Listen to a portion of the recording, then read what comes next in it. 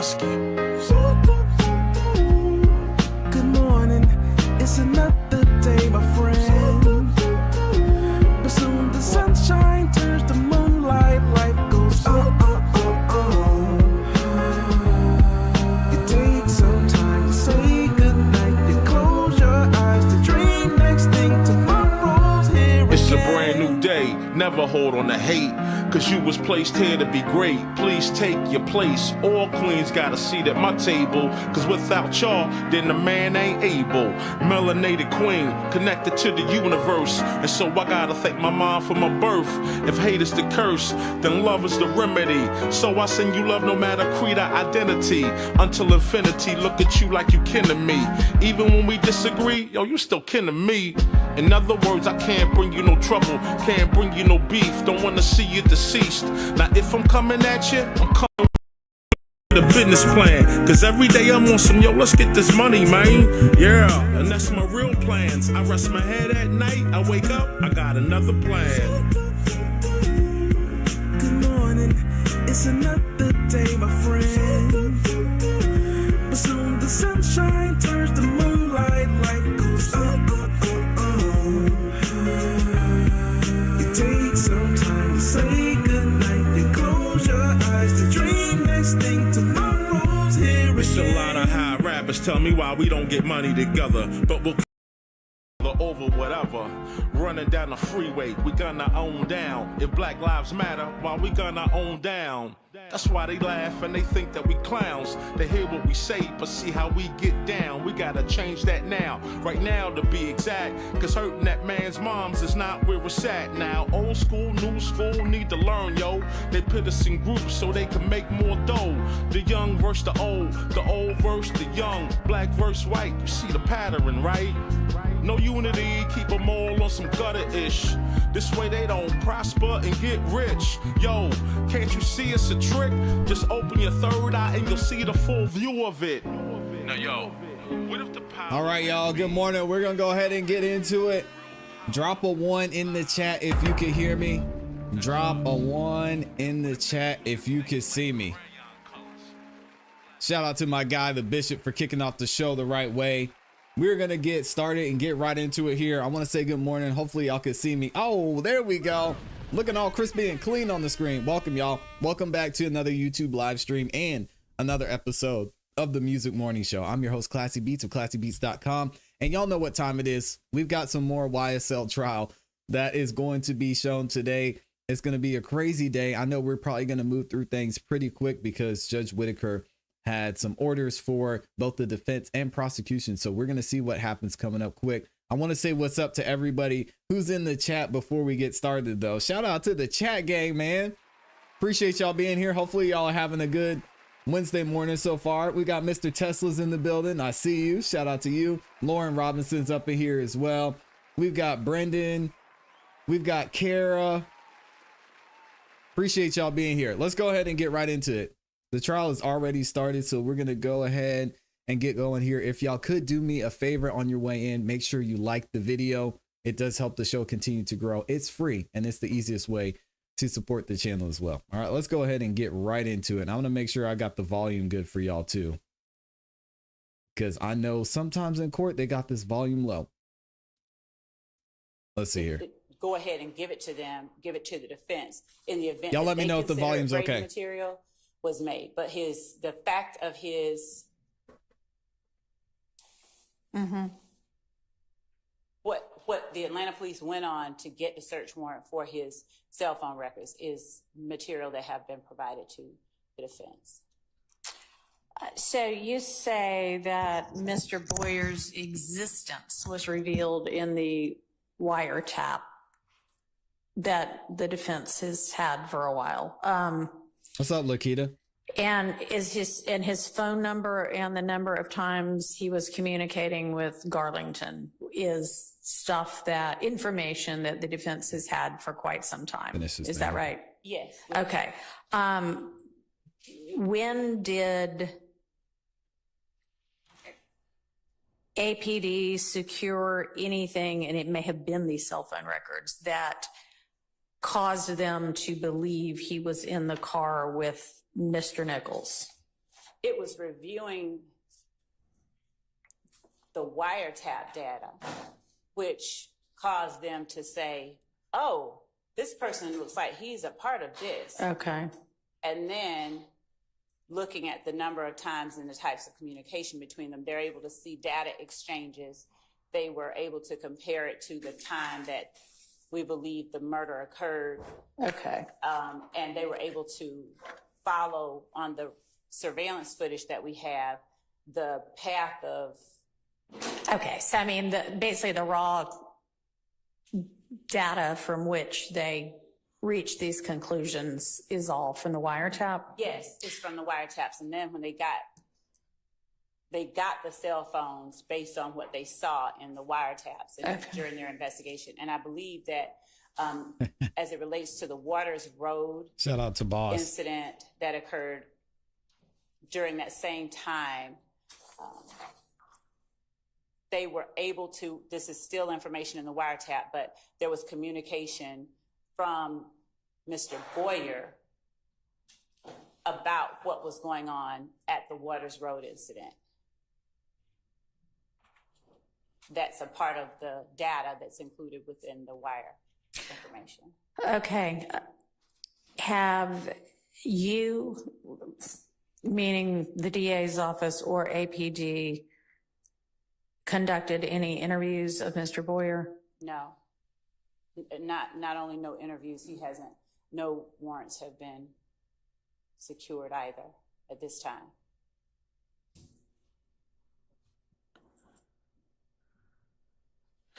All right. I'd like to review the affidavits in support of seeking I assume you got cell record, cell site info, and then you separately got contents of cell phone, or did you not need that because you had the wiretap stuff already? We because no one had any contact with the person himself, we never had access to contents of the cell phone. Just thank you to everybody that's in here. Phone. Okay, so when we're saying cell records, it's essentially like location information. Yes. Okay. All right. So can you get me the affidavit in support of that, please, to review? Yes, sir, Mr. Sharp. Your Honor, regarding the state's assertion that we were put on notice about Mr. Boyer, there is a wiretap. That is true. We were provided the contents of the wiretap. That is also true. There's nothing in the wiretap. There's a phone number, which is what the state handed over on Monday, the contents of that phone number that shows contact through the wiretap. There was nothing linking that phone number to Mr. Boyer. I just want to make that clear. Okay, There's nothing that puts us on notice that Mr. Boyer is a person of interest or potentially at all involved or in contact with our clients in this case. And there was also, Mr. Harvey's also pointing out there was no raw data provided in the wiretap regarding the wiretap itself. Okay, I guess when I said data, I meant the information from which they formed those conclusions. I understand. We were aware of what numbers were calling what You numbers just at what weren't time. aware that whatever this number is Right. was connected. It's obviously somebody's, but y'all didn't know whose phone Correct. it was. And I can state in my place as an officer of the court, upon information and belief, that I've listened to pretty much all those calls. I don't recall in any calls in the wiretap where that number's involved, anyone ever saying any government name that would put us on notice and say, oh, that's DeMarco Boyer's number. So we've been pretty diligent. Okay, so Ms. Love, Yes. what do you say about that? I'm not refuting the person's name. I'm talking about the phone number whose records we turned over being present and the content of his conversations and communication. Okay, so do you have the affidavit available? That's what I'm getting. Potentially by the time of the affidavit, but certainly by the time the cell records were secured in the fall of 2023, you knew that that phone number was connected to DeMarco Boyer, true? That is true. Okay. So is there a way that the defense was supposed to have also known that that phone number was connected to DeMarco Boyer? Uh-oh. If the court will permit me 1 second. Go ahead. Amy's in the building. Good morning.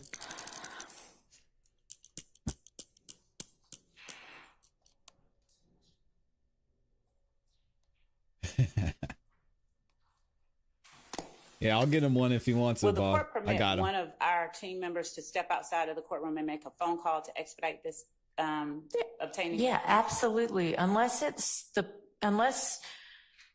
you are the one who what's up, needs to Jeremy? step out and you're the one in the midst of the argument, the rest of your team can do whatever they want to do.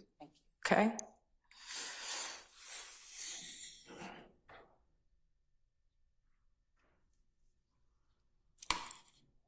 So basically what we're doing is the defense is trying to figure out what's going on with this evidence. Nothing too crazy. Your Honor, just from memory, Yeah. I do know and believe that there's a reference to not his given name, not his formal name, but to a nickname. I'm getting that information. In the wiretap? Yes. And the defense got all of this information on Monday, I believe.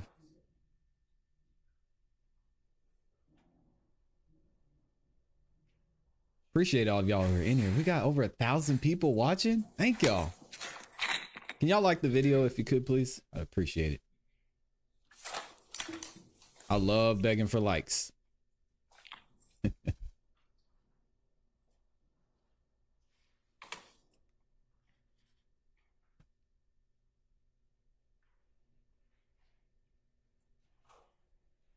Again, we have the pleasure of being on the delay, so we'll go ahead and skip forward a little bit.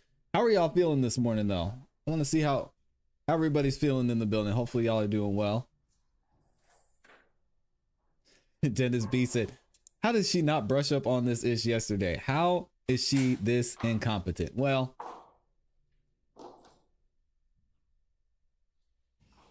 this is what it is. Y'all need to listen to Amy. What Amy says goes. Like the video.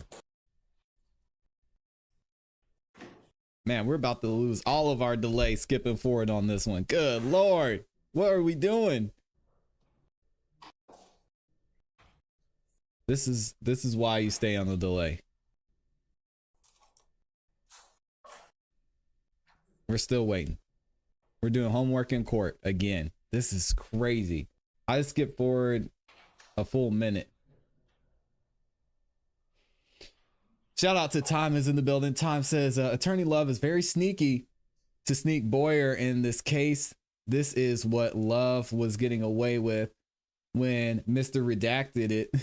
Glanville was behind the bench. And then we've got her doing homework. And like, you should know all of this information was needed. K&D Sports is in here. Says, we are well, sir. Glad to hear that, K&D Sports. Jeremy says, tired. I was watching your vids last night. Hey, shout out to Jeremy. Time's doing good. Glad to hear that. Boss says, ClassE using up that delay like TLA using up his blue suit. His blue suits. Just shout out to TLA and the blue suits. Yeah, TLA is live right now too. I'm kind of upset because I love watching his live streams. And if y'all want to hear, I know this is probably dumb as me as a content creator, but I got to give respect when respect's due. If you want to hear the coverage of this trial from a professional, you got to go and check out the lead attorney. If one of the mods could y'all, which I think Amy's the only mod in here. Amy, if you are one of the other mods, could drop a link to his channel. He's actually live streaming this right now. So I know it's not smart for me to send people away, but that man, One other thing you were going he knows what he's talking about. do A 20-year a couple attorney. of other things today. We discussed yesterday. Thank you, Kara. Appreciate you. Providing the exhibits to the extent they're currently ready with the rest of them. Has that been done? Can I get that to you at lunch? She's still working on it. Okay. Okay, and co-conspirator statements the same. Okay. We done lost our whole delay. Good Lord. All right. What's Any up, idea F-Ball? timing on this? So our legal assistant is working on getting the affidavit. Okay. The nickname listed in the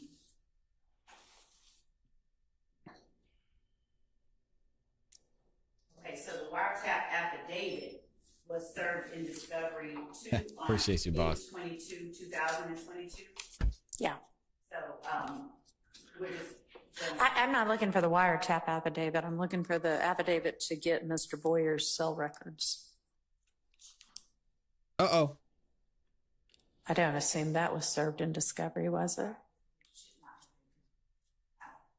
I'll check. She said, I don't recall. Phone records weren't served, was that they were considering arresting him.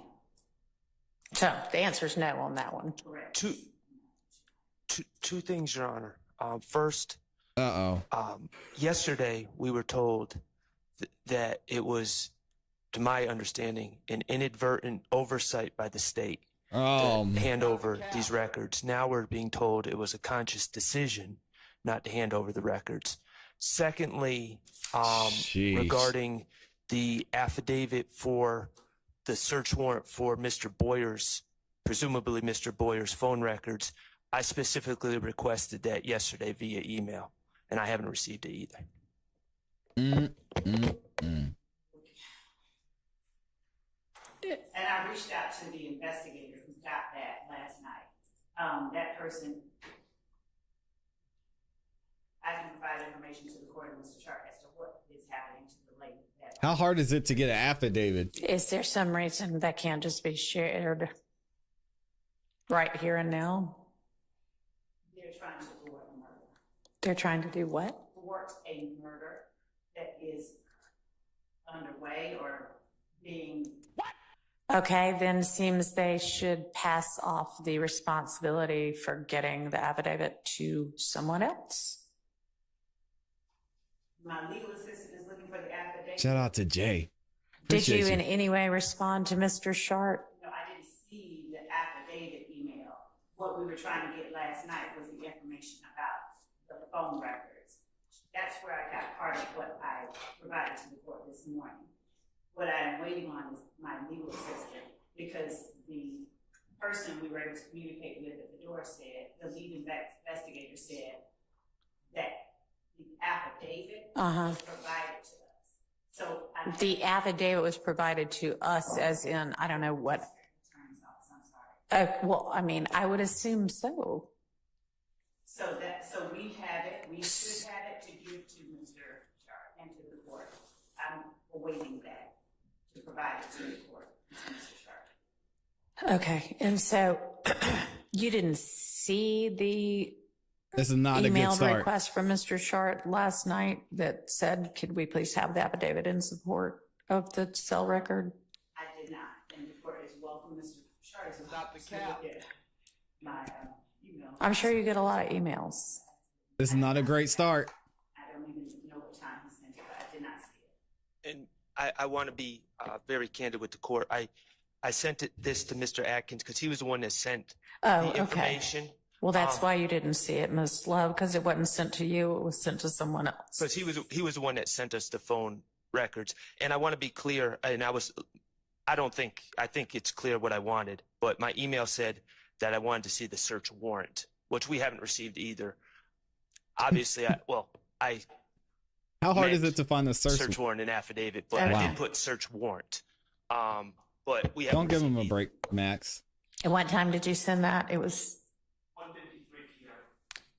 It was while so they were yesterday in court. afternoon. Okay. Look at just Whitaker looking at her. Like, come on. She's about to get pissed. Okay, so She's about to get so mad. I understand that you, well, let me, Uh-oh. I can't remember who just stood up and raised it, but whomever said that yesterday you said it was inadvertent, and this morning you're saying there was a decision made not to share this information with the defense because Mr. Boyer had not yet been arrested and APD was contemplating whether to secure a warrant, and I didn't want to alert him. So which is it? Thank you. They are both. I asked the court yesterday to allow me time to speak with team members. Right. And the information. Don't lie to the judge. Is that when the phone records were initially secured? In the fall of 2023. Yes, yes. Okay. When they were initially secured, the thought process was, we're going to get this person arrested and indicted. Okay. As time went on,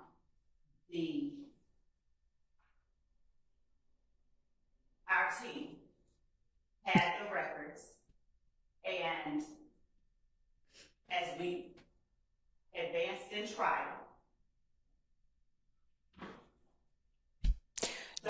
Oh my God, man. Get this.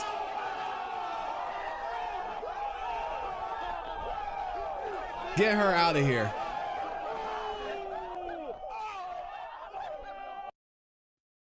What is happening? What is happening? This, oh man. We got to go through this again. yes, yes. Okay. When they were initially secured, the thought process was, we're going to get this person arrested and indicted. Okay. As time went on,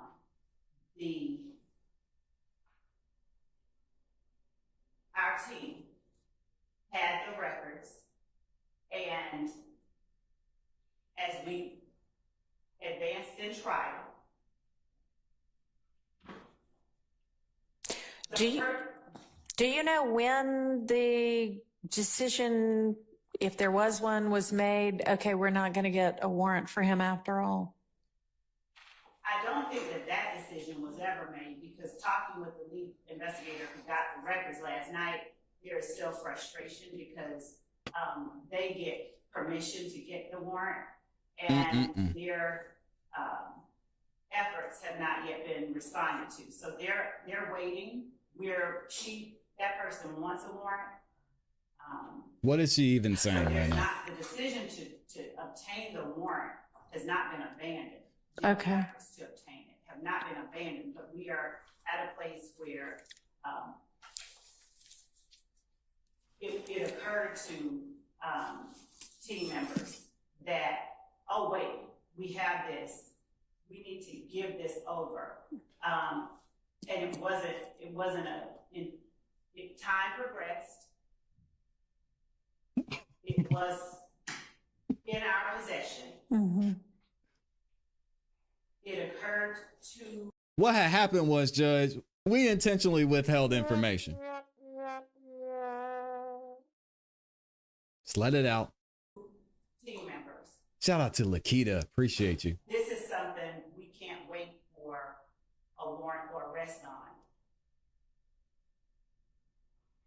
All of that is true.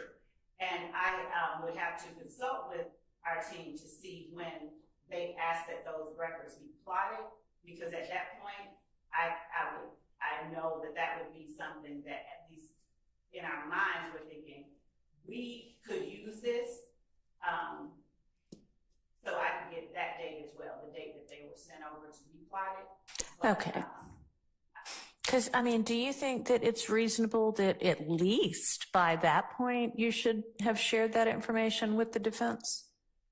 Yes. I think that when we're talking about realization and oversight, that at least at that point, if not sooner, at least at that point, that is when it was. Take the L, Oh, love. shoot, I should have turned this over way earlier, at least by then. So initially there was this belief and understanding that there was this investigation that would lead to an imminent additional person charged.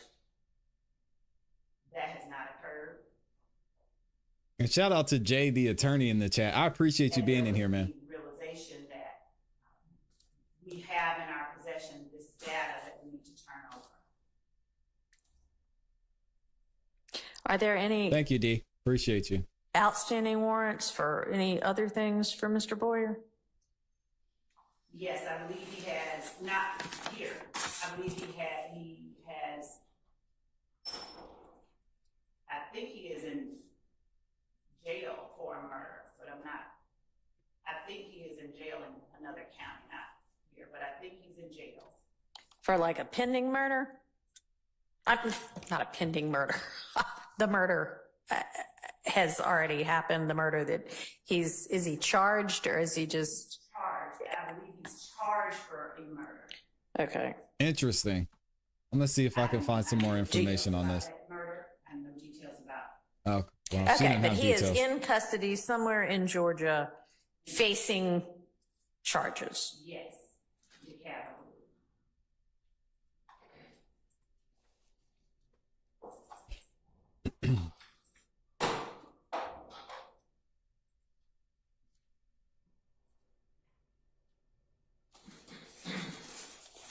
Yeah, we've got the motion time. We'll go over it. So, later. does the state intend to try to talk to him? We were not going to talk to him. Okay. Does the state intend to use this plotted out, whatever y'all got about his cell phone location at different times? No, unless, so, no, not in the case.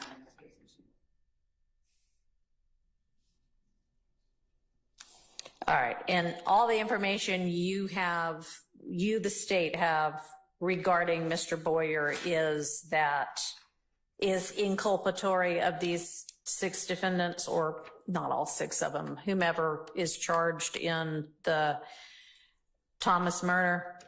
In the Drinks. Oh, okay. Oh, okay. Which is something that other than your opening, which isn't evidence. Have you gotten to that point in the evidence yet? No, that would be likely one of the last. Okay. Shout out to Shira. All right. I feel like there was another question the court asked me that I did not answer. I don't know what it was at this point. She said, I'm tired of you at this point. Get up. Yeah, get her out of here. Thank you to everybody who's in here. If y'all could, please like the video. 2 seconds. All right. 2 seconds so like the I video. will, whenever it's forthcoming sometime today, get and share if I assume Miss Love's going to share based on the request, the affidavit in support of and the search warrant and with the defense and also with the court, right? Okay. So we will await that. And then if anybody wants to argue anything concerning it, I will listen. The fact that this has to do with the Drinks murder makes it a little less. I appreciate you. Shout out to Canada. Shout out to the North. Well, strike that. If y'all want to say anything else after we get those, then I will entertain it. Okay. Yeah, I wish I could find more information about so this in the ongoing meantime, let's keep murder plodding investigation. through this set of statements of Mr. Zachary's.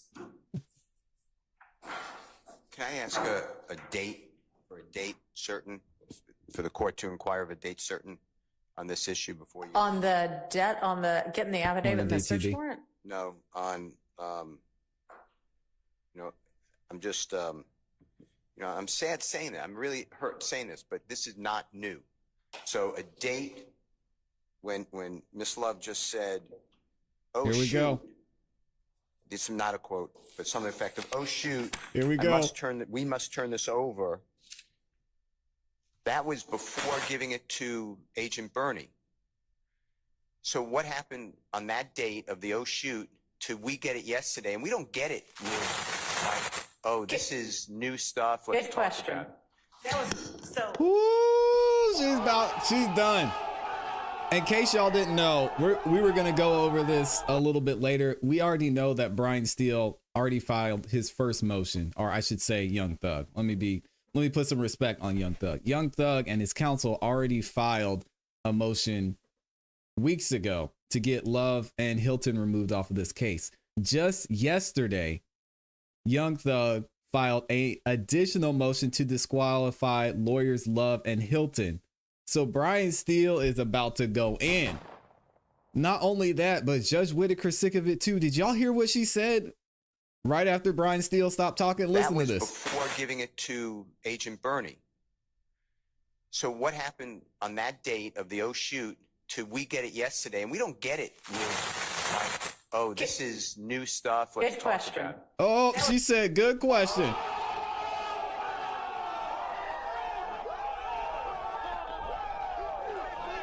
And another thing that's funny is Judge Whitaker, y'all might have missed it. She mentioned a couple days ago that she might have to revisit disqualifying Love and Hilton and having them be not only be witnesses, but being removed from the trial. Now, she wasn't saying that in a way that was a shot at them, but now she's starting to get sick of some of this mess that's going on. They're really not handling this situation well, and now she's able to see everything that we've been seeing for the past several months. So what happened on that date She of said, the good shoot question. to we get it yesterday, and we don't get it with like, oh, this is new stuff. Let's Good talk question. about it. So we are one team, but we have many members and parts. But I will get the date. But I can tell you that when I said that there was the realization that we do need to turn it over. Yeah. When did that realization occur? I will find out because it was not mine. It was not my realization. Okay, So I'll find out. What I'm saying is, It was Fanny. Who's in charge of the team? we are. Oh,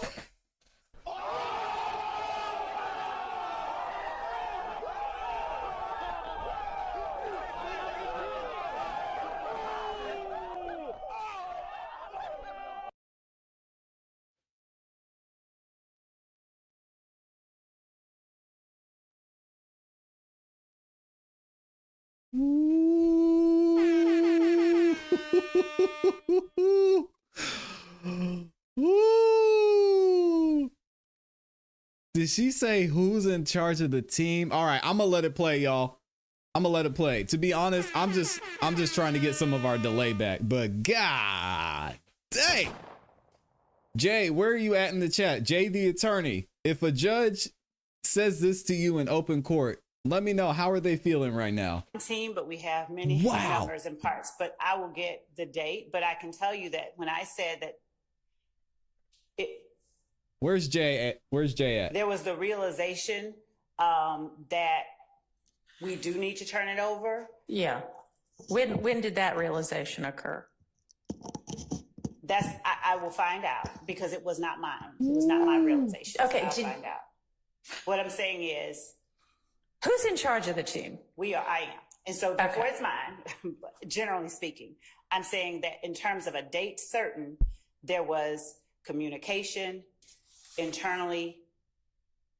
We looked at it. We were looking at everything we had to turn over, and we were looking at anything that we haven't turned over. Judge Whitaker's about to pop Collectively, off we first thing in the realized, morning. oh my goodness, this has not been done. All right. And you don't know what date that happened? No, that's what led to turning it over. On Monday.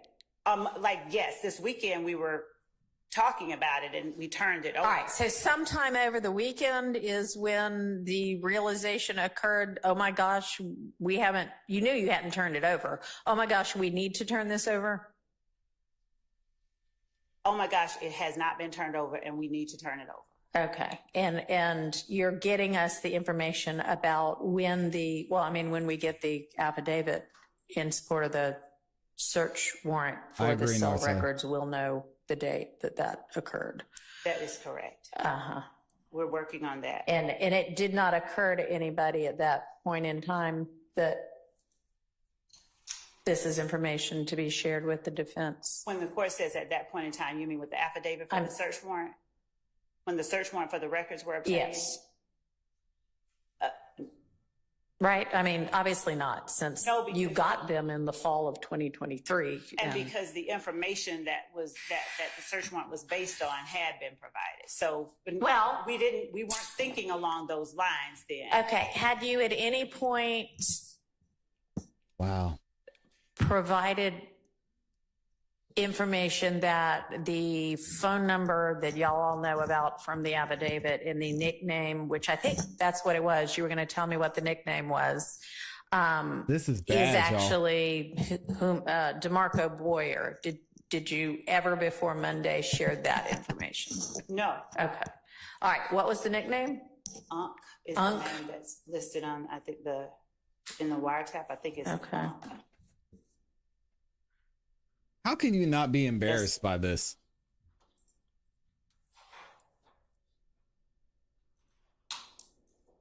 This is so embarrassing, just from a professional standpoint. And I'm also seeing if there are any other nicknames associated with that number. We've got There our may be resident attorney in more here, than one. Mr. Javier M. Bailey. That's not uncommon. So I'm going to get all of them. Javi, you joined at the right time, my friend. Wow.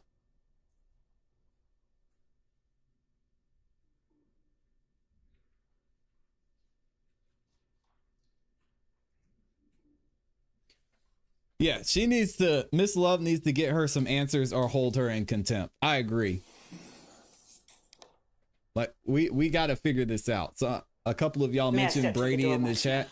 No. Yeah, and let me, before you step to the door, Here is we go. there at this stage, which is mid-trial, anything else, whether Brady or not, that you think might be Oh, relevant to either the state or the defense in trying this case that you, the state, know of that the defense still does not know of?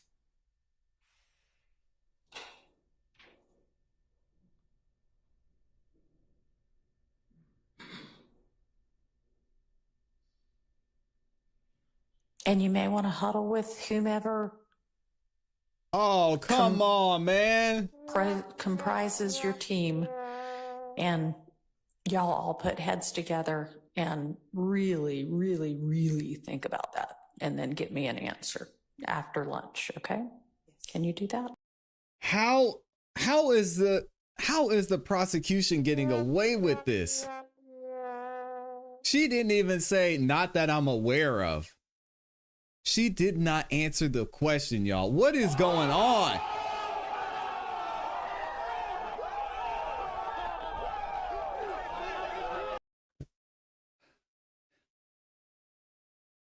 This is the justice system. We just let things go. We just allow the prosecution to withhold evidence from the defense. I mean, this is the craziest thing I have ever seen in my entire life. Yeah, just we'll recess in place until you come back from whatever you're going to find out at the door now. Wow. Thank you.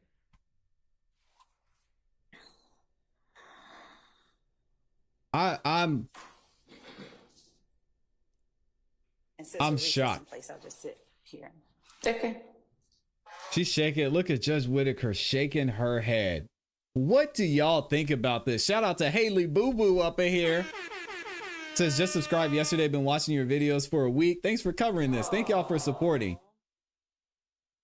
How in the world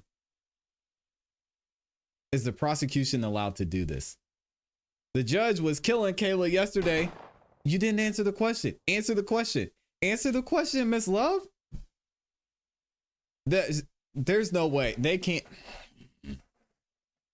I don't know, man. Judge Whitaker, I think she's doing a great job, and I can see that she's trying to stick to the rules, but she's starting to be a little bit inconsistent. Starting to be inconsistent, and you got to hold Miss Love accountable. She should have this ready. She should be able to answer that question. It's a simple question. Did you do your job or did you not do your job? Are you withholding evidence or are you not withholding evidence? And she better have a dang good reason why she's withholding that evidence. Whether it's somebody else is being investigated for another murder and they don't want to release that information because then they might be alerted to what's going on. Okay, fine. But to not answer the question. What? Jay says, answer this question carefully. Jay is an attorney as well. As y'all saw, our guy Javier and Bailey in the building as well is here. So we got a bunch of attorneys watching the show. I appreciate y'all, man. Please make sure y'all stay active in the chat, all of my attorneys that are watching, and let us know what your thoughts are, what you're seeing in court as you're going throughout your professional day, because we could really use the insight. And if any attorney ever wants to call into the show, the link is in the description and in the pinned comment in the chat. Y'all are always welcome to call in. This is insane. Now we're going to lose a little bit of our delay here, but I'm going to fast forward a little bit because I'm shocked. I'm shocked. And y'all make sure you like the video, please. We've got over 1,000 people watching. If y'all could like the video, it's free. It helps the channel continue to grow.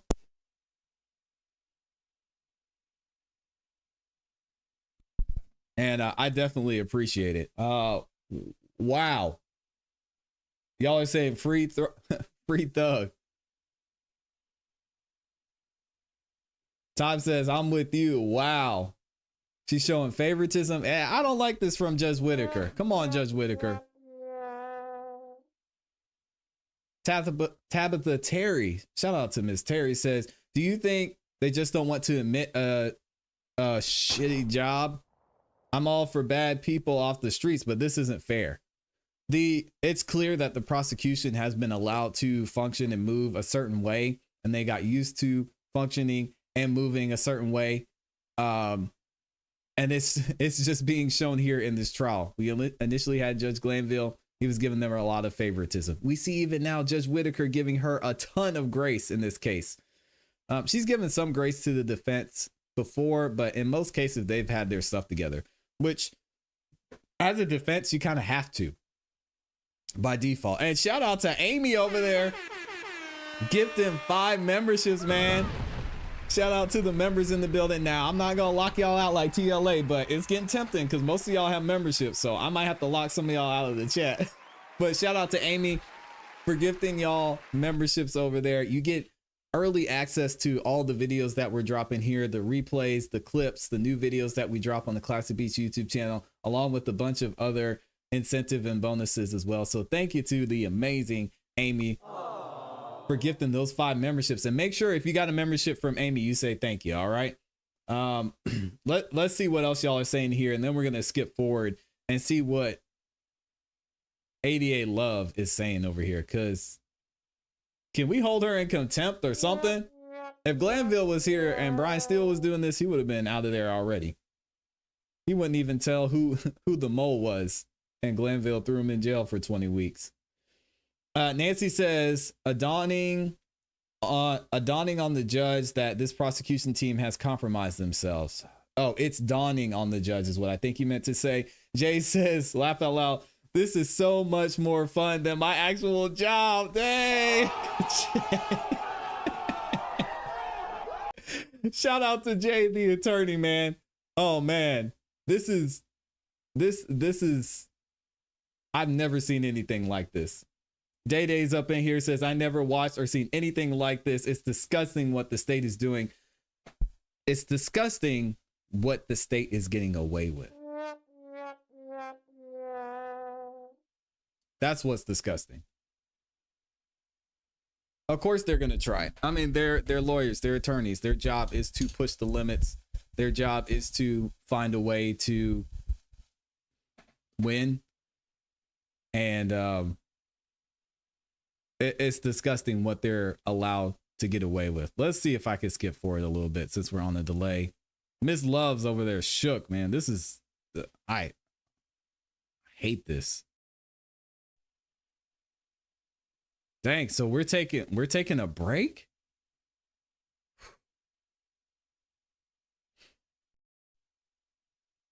It looks like we're taking a break. I don't know what's going to happen. Let me see if there's any other updates here. And then we might have to review. This might be the perfect time to review everything that Brian Steele was talking about. Judge Whitaker is pissed right now. But let me see if anybody called in. I would love, I know Javi's on his way to court. If we have any attorney that wants to call in, that would be amazing for y'all to call in and share your thoughts. Oh man, we got Henry Resilient, my dog, up in here. Shout out to Henry Resilient. You know, I'm going to say this every time I see this man in the chat. A lot of the growth and a lot of the things that y'all are seeing that have happened on this channel over the past 6, 7, 8 months have been a result of this guy right here, Henry Resilient. He's given me so much insight, so much advice into how to grow on YouTube, how to create certain content, what works good, giving me feedback. So I owe so much to this guy right here. Shout out to Henry Resilient. He says,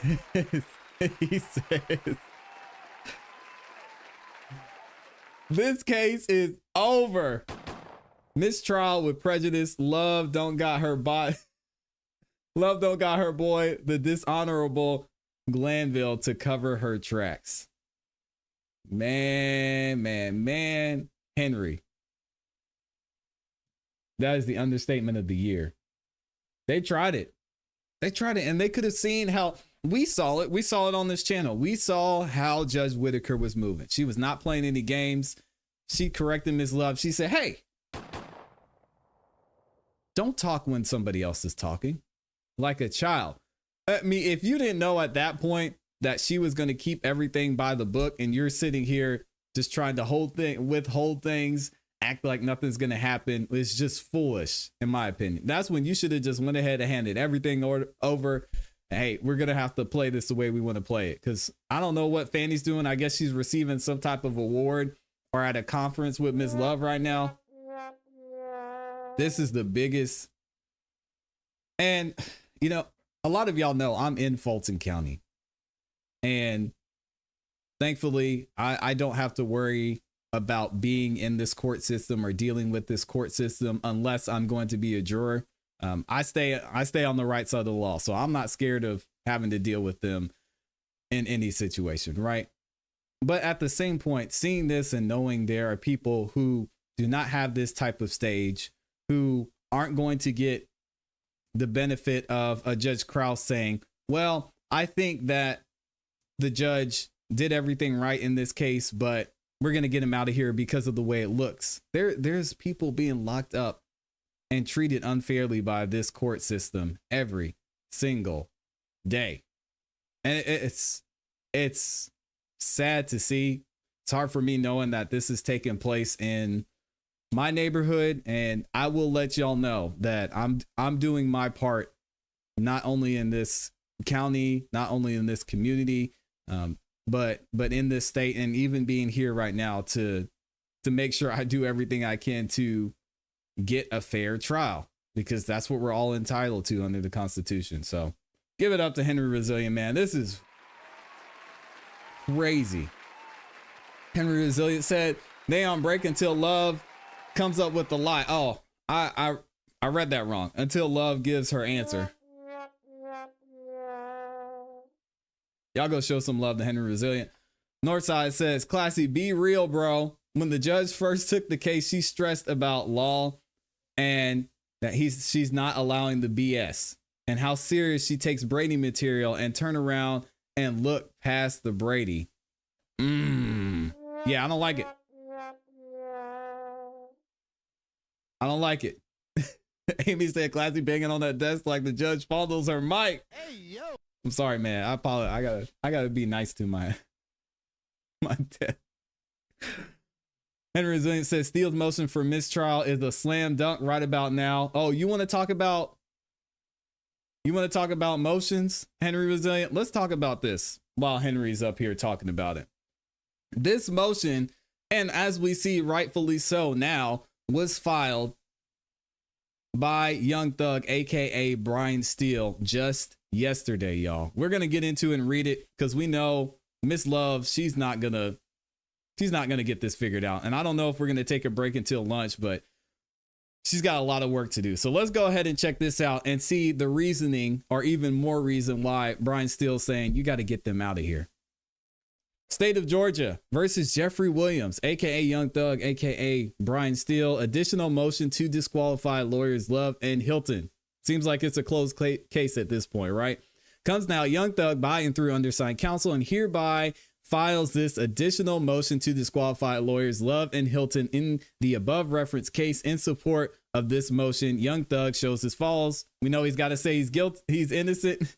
Young Thug is innocent of all crimes in the above referenced indictment. The Honorable Court denied Young Thug's original motion to disqualify lawyers Love and Hilton on August 1st, 2024, as last week, based upon Young Thug's assertion that he intends to call lawyers Love and Hilton as a witness at trial, amongst so many other things. Young Thug respectfully requests this Honorable Court to consider the ethical violations made by lawyers Love and Hilton in support of this motion to disqualify. We heard Miss Love bring up Ford versus Young, and she said, I see what you're saying about Ford, but it doesn't really apply here because the circumstances were different. We don't care. Y'all got to go. The enormity, excuse me, I've not seen that spelled out. The enormity of violations of candor with the court. Sound familiar? Candor with the counsel and the denial of ethical prosecutors on this case are too much to permit lawyers Love and Hilton to continue as lawyers in this litigation. Below is just a touch of the constant misconduct by lawyers Love and Hilton in this case. Boy, the timing of this is ironic. Recently, lawyer Love filed a motion with this Honorable Court that undersigned counsel had a duty to provide work product. Lawyer Love knows that Lawyer Love knows that same is untrue, and the cases that she cited in said motion did not support the propositions of law that she asserted in the motion. See the motion to compel defendants' compliance with reciprocal discovery obligations and to exclude any evidence intentionally withheld and not timely disclosed, filed on July 26, 2024. This is not the first time they've done this. This was the fourth time that lawyer Love raised the same frivolous issue, attempting to hide Georgia law from the court that she was explained at the 3 prior hearings on the same exact issue. See the YouTube dated April 8th, 2024, and then July 30th, 2024 as well. And we won't watch those right now, but this is sad to see, y'all. In paragraph 11 of the state's ex parte motion for the order to compel testimony necessary to the public interest, there is zero truth to the assertion that any defense meeting occurred with Lil Woody to impact Lil Woody's decision to invoke this Fifth Amendment or any other matter. No defense lawyer on this trial had any connection or involvement with Lil Woody on or around June 6th. This is a known misstatement by lawyer Love. Prior to opening statements, the former court ordered all parties to share with each other any demonstrative aids that they would seek to display on the jury opening on, Let me read this again, y'all. Prior to opening statements, the former court ordered all parties with each other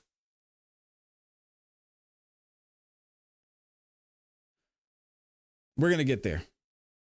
Prior to opening statements, the former court ordered all parties to share with each other any demonstrative aids that they would seek to display to the jury during opening statements that were to begin on Monday, November 27, 2023. This order came from Glanville. So they've had this order long time ago. So that objections could be made prior to the presentation of the opening statement. And we saw yesterday Judge Whitaker basically spending her time doing this same thing. She's planning on bringing the jury back on Monday. She wanted to go ahead and go through any evidence that they had to make sure there weren't any issues brought up while the jury was in and we had a witness on the stand, because she doesn't want to do all the back and forth and have to get the jury out of there, have to bring them back, get them out of there, bring them back, and going back and forth. So to avoid all of that, she's kind of following the same guidelines. As we saw when this trial initially continued, Judge Glanville eventually, I don't know if he just got tired or what, but he let this keep happening and keep happening, instead of taking a pause and making sure they had everything ready to go once the jury was there. So then what happened was on Friday, November 24th, 2023 at 4:58 p.m., Lawyer Love shared her supposed demonstrative aid. During opening statements at trial, Lawyer Love showed a completely different demonstrative aid in violation of the prior court's order. And we can see that here. There have been no consequences for Lawyer Love's intentional, unethical, and continued misconduct, which we are seeing right now as these proceedings are going on.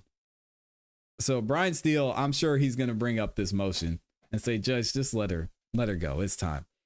During the same opening statement, Lawyer Love defied another pre-trial former court order without first obtaining permission from the now recused court by introducing to the jury that undersigned counsel had represented another person charged in this case. She was talking about Brian Steele, and she mentioned that during opening statements. Specifically, in her PowerPoint, Lawyer Love showed the jury that undersigned counsel represented co-indictee Bladlock.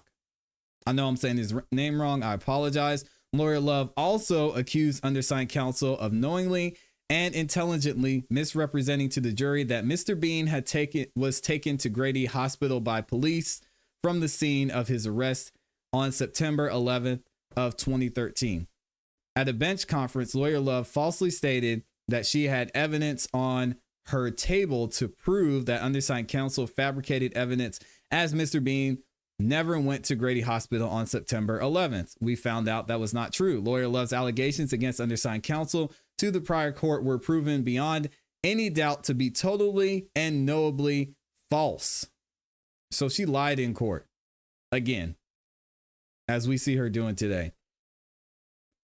Over Mr. Williams, aka Young Thug's objection, when the state was attempting to introduce a January 26, 2015 social media post from co-indictee Garlington's account during the testimony of Detective Gaither, Lawyer Love told the prior court that only Young Thug's voice could be heard on this video/audio, except for one other voice saying "yeah" in the background. She lied about that. Undersigned counsel told the prior court that Lawyer Love was incorrect and that several persons' voices were audible on the social media posting. Lawyer Love falsely accused undersigned counsel of misrepresenting facts to the prior court. Of course, Lawyer Love has proven to be the person who was untruthful and was again falsely accusing undersigned counsel of wrongdoing. If y'all were the judge, would y'all keep this?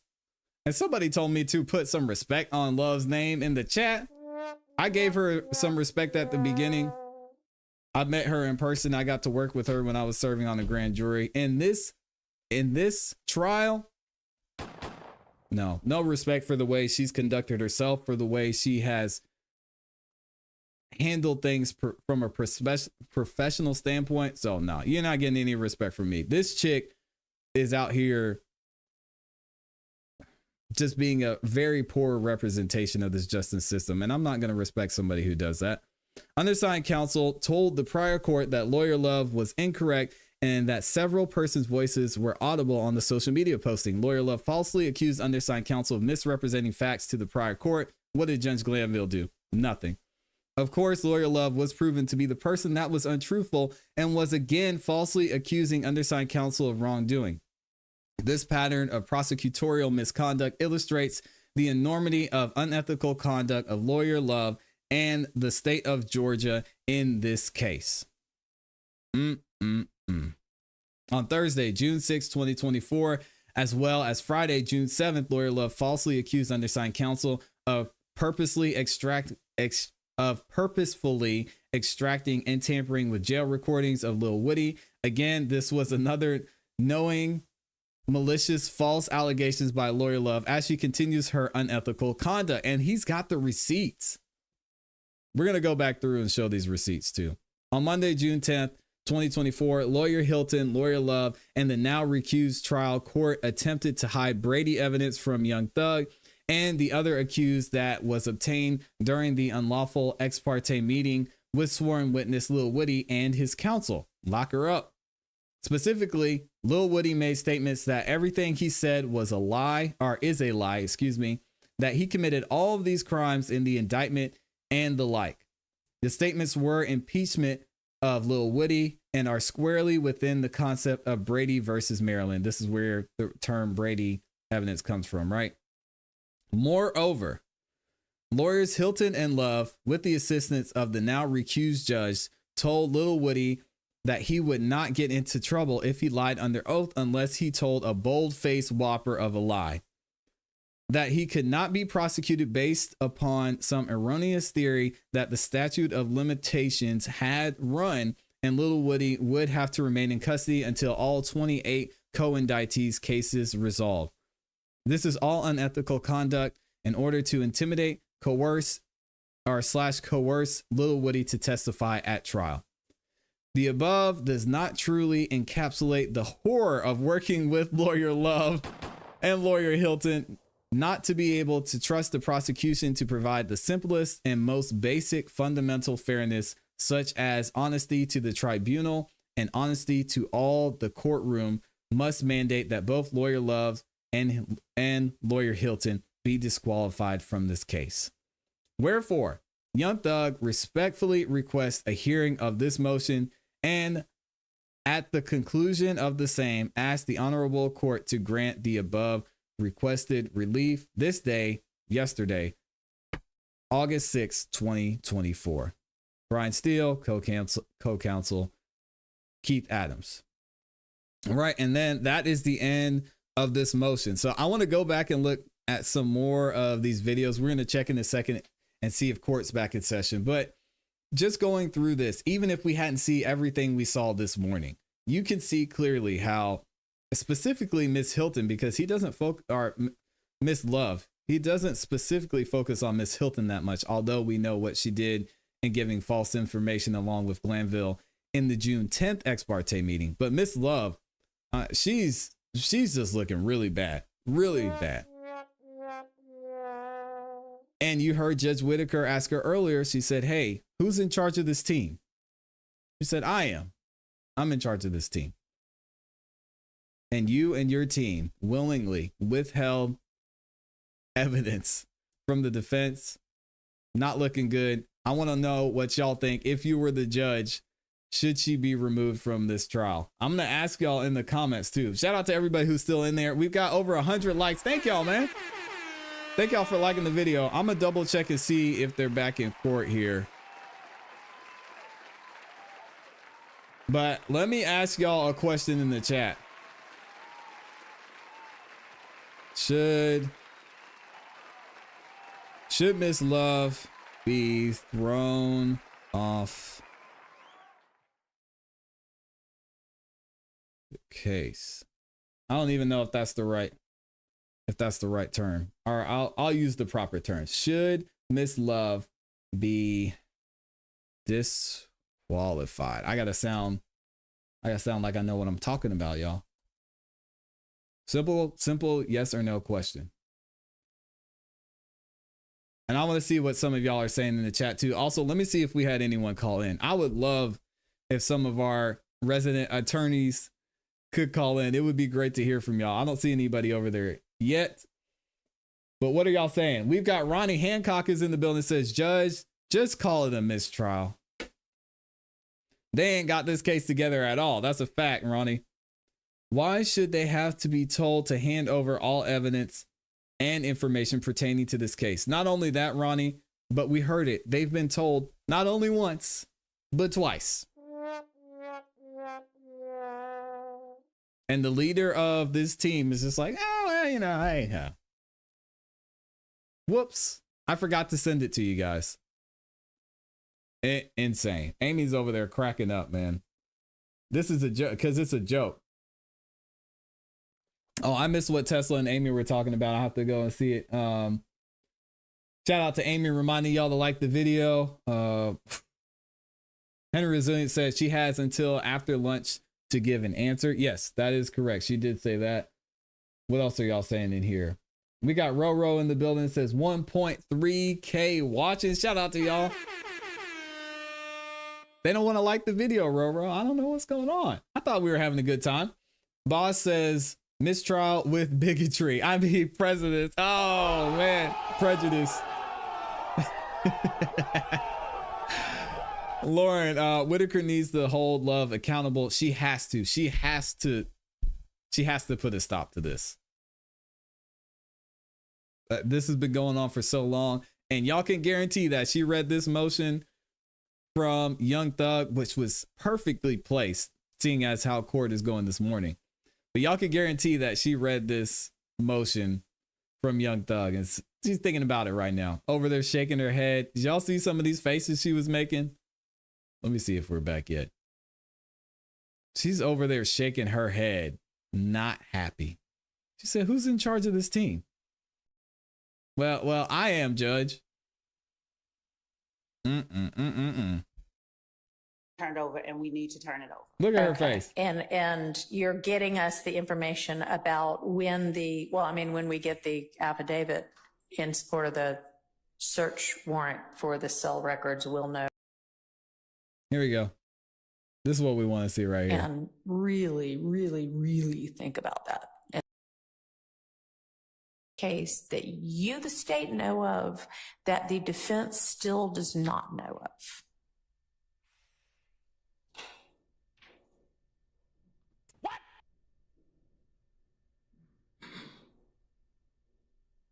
What? And you may want to huddle with whomever comprises your team. Henry said he wants to call in. I'm just going to call you on IG, Henry. Hold on a second. I'm going to call you on IG. Henry Resilient wants to call in. Let me give him a call over on the Instagram. Yeah, I don't know. Y'all are saying Amy said the site that I used wasn't working too, so I got to find something else. Also, shout out to Lakita for becoming a new member. I appreciate you. Hollywood Co said, y'all see it live in 4K. Hollywood Co just said, if you like the video, he is going to send you $100. I have no idea how he's going to verify that, but I mean, do what you got to do. Henry Resilient said Discord is good for calls. Ooh, I have a Discord. I don't have one for the morning show though. So I want to say I will get that done this month. Henry, thank you for that. I'll make it happen. All right, let me call Henry Resilient, see what he's talking about, because I know he has a lot to say on this. Lakita says withholding exculpatory evidence is prosecutorial misconduct for sure. Mistrial with extreme prejudice, in my opinion. Let me get Henry Resilient on the phone. Man. They said maybe she was muted. Oh, my dog Henry Resilient is in the building. oh my God, man, what a goddamn shit show this case is. Listen, we are beyond getting Love off the case. Now we're in mistrial waters. Henry, that is the understatement of the year, my friend. The understatement of the year. Oh my gosh. She doesn't even know if the defense has everything that the state plans to use against Young Thug. You're mid-trial. Her answer should have been yes instantly. Henry, if I ask you, I say, hey, Henry, have you ever been driving down the street and, it's fine. You had a piece of paper in your car, or you had a cup and you took the cup and you threw it out the window just because you weren't feeling like dealing with it. What would you say to that, Henry? Okay. Yeah, sure. I did that. Okay. You either to say, no, I didn't do it. Yes, I did. Yes, I did it. Or I don't remember. But saying nothing, come on, man. Here's the thing, right? Here's an even better analogy, right? Imagine, I know you married. Imagine you cheated on your wife and she finds out the girl. Oh my and she God. say, look, ClassE, I love you, but I just need to know, is this the only woman you cheated on me with? Oh my God. And you pause. And you got to think. It's game over. But, I really hope Young Thug gets a mistrial with prejudice. I do not want to see them give him the YNW Melly treatment. They can't. They Yeah. can't because the jury hasn't ruled. Yeah. But Whitaker is trying to do any and everything she can to keep this trial going. However, the state is making it damn near impossible. Yeah, and impossible. And you see how much leeway the state has gotten, even with Judge Whitaker right now. I mean, over and over and over, there's so many errors, so many missteps, things they've been asked to do 2, 3, 4 times they haven't done. And we know they have all the resources in the world available to them. They're the state. So what's the excuse at this point? They don't have Glanville to cover for them. That's the excuse. No Glanville, they can't get by with this shit. The oh shit moment. Did it happen this weekend? Because if you go back to the tape, she never said it happened this weekend. She said during the weekend, I said, oh shit. Mm-hmm. So I don't know if that's the date, but still, you're 2 years into a trial. 2 years into a trial, and you're just now giving them the Boyer information. Yeah, if Judge Whitaker's seeing this and thinking things are going to get better, it's really going to start to question for me her motives about trying this case, because I think the defense has gone above and beyond their burden of proof when it comes to not only getting Love and Hilton removed, but pushing for a mistrial. I mean, they have everything they need. I don't know what else they could do at this point. I don't see Woody taking a stand on Monday. I see it getting further pushed back pending the outcome of the mistrial ruling. Shit, we might get a mistrial by the end of this week. Yeah, I mean, I think Judge Whitaker seems like she just wants to follow this thing through. I don't see how. Because here's the thing, right? Here's the thing. Okay, let's just say Judge Whitaker's like, hey, I'm going to follow this through. Okay, the Boyer, you come back after lunch, you say, hey, the defense has everything. All it's going to take, whether it's 2 months, 1 month from now, them to introduce a witness, a piece of evidence that the defense was never made aware of, mistrial on the spot. It's the spot. Seems like it. So the judge is letting Love hang herself based on that answer she gives. If she can't say yes, they have everything, then it's going to be a mistrial. Yeah. If she says, oh, we don't know, we need more time. What do you mean you need more time? Yeah. The way that the case sets up is at the beginning with discovery, you share everything with them. They share everything with you. Everyone is on the same page of what's going to be asked, who's testifying, everything. Not 2 years in, hey, we got this one witness that we never share with the defense. Yeah. So and things are an issue now because he's under a murder investigation. We don't care. That has nothing to do with this trial. Like, you should have had this in 2 years ago. What are you talking about that he's under investigation? You don't want to make him aware.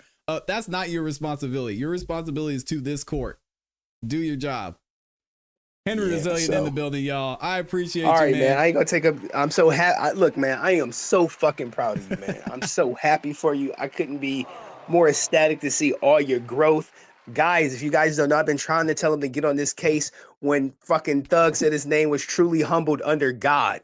I was like, you need to be covering this. He's like, I don't know, man. Oh, man. Henry, he is the reason y'all are seeing this growth here on this channel. So give it up to Henry Resilient, man. All right, man. Congrats. I got to go. All right. Appreciate you, man. Take care. Peace. Peace. And y'all go subscribe to his channel, too. Henry Resilient just did a live stream the other night. He makes content as well and is doing an amazing job out there. So shout out to my dog, Henry Resilient. I appreciate everything that you do, man. I think we might be back in from our break. I'm going to read a couple more comments and we'll get back into it. It looks like, man, y'all took the bait. Hollywood Co. got y'all. We've got 1,200 likes in the building. So Hollywood Co. is going to be writing a nice $160,000 check this week to everybody who liked the video. Shout out to him, and big shout out to my dog Henry Resilient for calling in. I appreciate that, man. All right, let's keep it moving. I gotta hold on a second.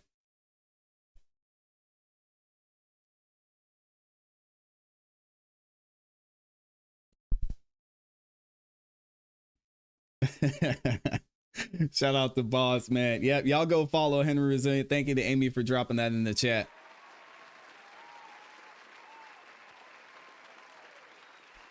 Oh, we've got another attorney in the building. We've got Jay is up in here. Attorney Jay says, I think she may have already decided on either Brady or mistrial and just wants to gather as much evidence of misconduct as possible before ruling.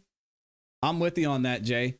I'm with you on that. Now, it's been a little bit confusing, and if that's the case with her, I will never play poker with her because she seems to be pretty straightforward, and it almost seems like to me that she was intent on trying this. But now we see her get more irritated. We see things coming out with the testimonies from Melnick and Kayla, and we'll see what happens with Woody if that happens.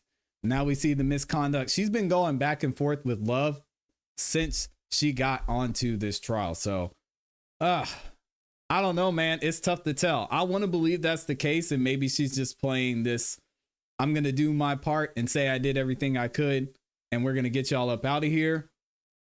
Or it's what you're saying. She's already decided that this is a shit show, and she doesn't want any parts of it. We'll see. DCE is in the building. Good to see you.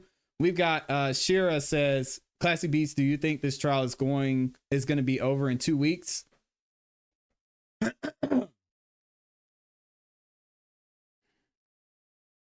No.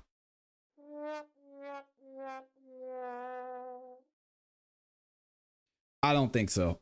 Unless something crazy happens. I truly believe what I just said. I think Judge Whitaker, she's just following this all the way through, and she wants to see it through. And if she has to have a fair trial and get Love and Hilton out of there, she can get him out of there. But she's seen, and the reason I say that, I'm not a judge, but I've seen enough evidence up to this point. Y'all have seen enough evidence just in court today and what we reviewed from the motion that she has everything she needs to call for a mistrial with prejudice if she wants to. And that's just my opinion. Again, I'm not an attorney. I'm not a lawyer. I'm just looking at the facts that were presented in multiple motions by the defense. And I mean, you even have Bruce Harvey saying, Judge, just based on the fact that you haven't been here the past 2 years and you're not going to be able to have context for everything that's brought up within this case, it should be a mistrial.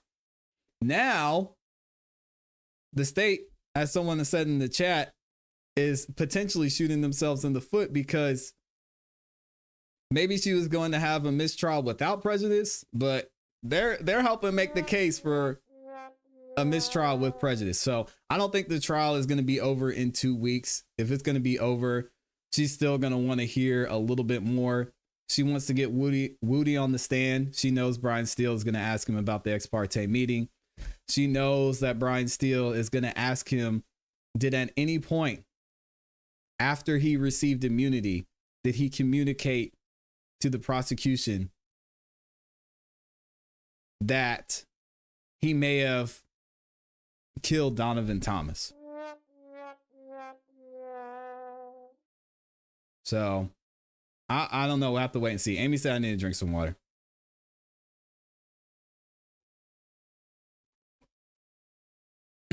Anna Romero is in here. Shout out to the new timer in the building. Says, I genuinely hope that Woody finally has proper legal representation. He needs to just sit in jail until the end of the trial. It might not be that far off, but yeah, Melnick said yesterday that he's his attorney. So you should be good there. Terry Harris is in here, says, do you think she doesn't want to call a mistrial to make her co-worker Glanville look bad? Nah, I don't think Judge Whitaker cares. She doesn't seem like she cares about that to me. She's a straight shooter. I just think she's given the state a little too much leeway, but she said you need to have an answer for me by lunchtime. So we'll see what happens there. Lauren Robinson, she has gotten more irritated every day increasingly. Yeah, we saw her laughing. She had the y'alls going on and giggling. Now she is about sick of this. Boss says she hasn't yelled at the defense attorneys much, just Kayla on the stand. She was giving Kayla the business. Let me see if we're back in yet. And y'all all put heads together and really, really, really think about that. And Okay. then get me an answer after lunch. Okay. That's the last thing we heard from her. So let's go back. It looks like we're back. We'll recess in place until. Here we go, y'all. We're back. We're back. And thank y'all for liking the video. We got over 1,200 likes. Hollywood Co is going to be writing y'all a nice check this week. Shout out to Grammy in here. Good morning. Late doctor's appointment. What have I missed? Judge Whitaker is giving Miss Love the business right now. That's what you missed. Hope everything's well with you, Grammy. Y'all still taking shots at Kayla. She is an attorney. Y'all leave her alone. But she got cooked the other day, though. She got cooked on, what was that, Monday? Or was that yesterday? That was Monday. Richard Dixon said, send in another clown. Love isn't funny anymore. God dang.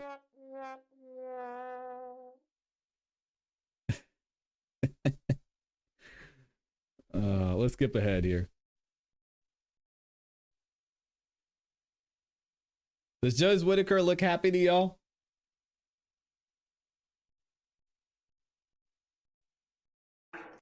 Here we go. Something else in the meantime? Yes, Your Honor. All right, thank you.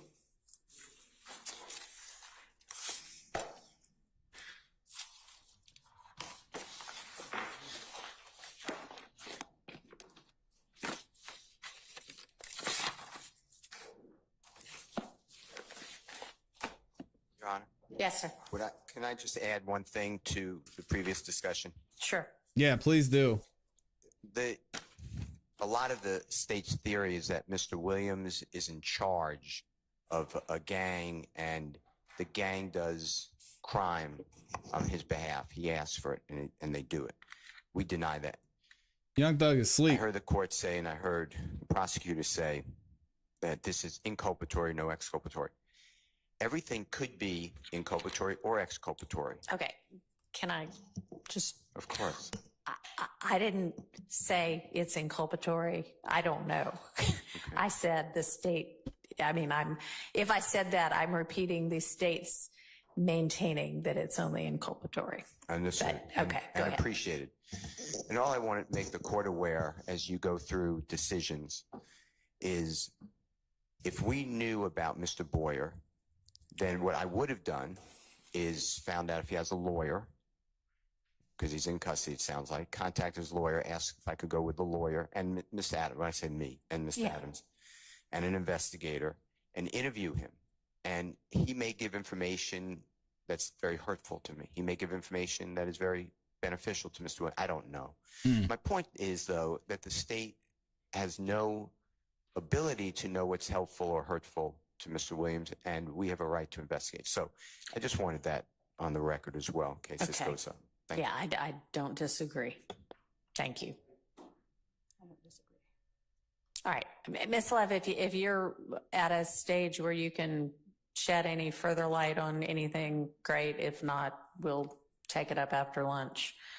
I'd like to take it up after lunch if the court Okay. will allow me. And I wanted to make clear I'm not refuting anything regarding the need to provide it to the defense and whether it's inculpatory or exculpatory. I just wanted to make clear and make sure that I told the court and the defense that we're not asking to use it. We just wanted to, out of an abundance of caution, in the event that it is in some way, in any way exculpatory, give it to the defense. We're not trying to use it. Okay. Nobody right, believes thank you. Shout out to All right, Anna Romero let's with turn the back 10 bomb. to, Thank you, Anna. Mr. Zachary's statement that we were going through yesterday.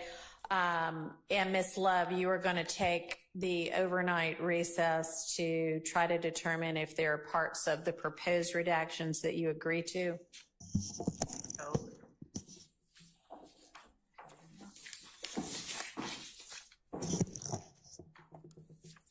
Talk about it, Young.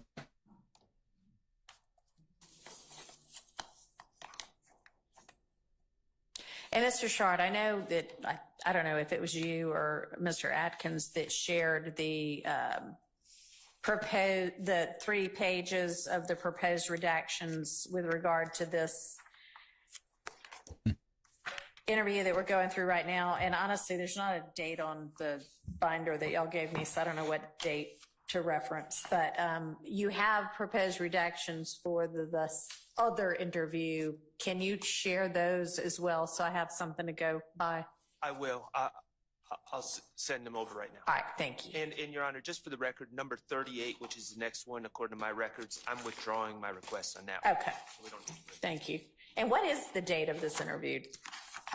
This one is April 2017. April 27th, 2017. All right, No, thank you. April 13, 2017. 13th, 2017. All right, thank you. We might have to come back after lunch and see what Love says. Okay. I want to see this.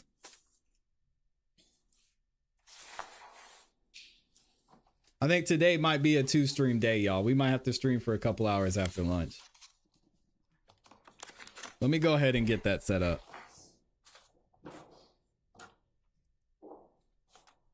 Because I don't want to miss that answer from Miss Love after lunchtime. So, Miss Love, I know you're looking for them, but did you get Morning, an Tracy. opportunity, and are there redactions you agreed to? There were not a lot. There was Okay, only one. but you're going to find whatever that was and let Right. us know. Right. Okay. And I marked them in the transcript. All right. That's why.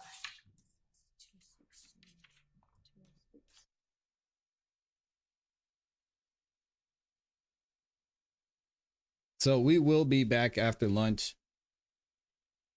And we'll do a quick live stream after lunch. They'll probably take lunch until about 1:30. So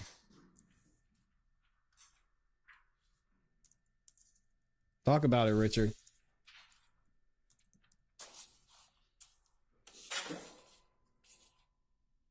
But we're still going to cover this for right now until they take their first break, y'all. The one that I thought. But don't that go I anywhere. did, agree to. Oh, okay, here it is.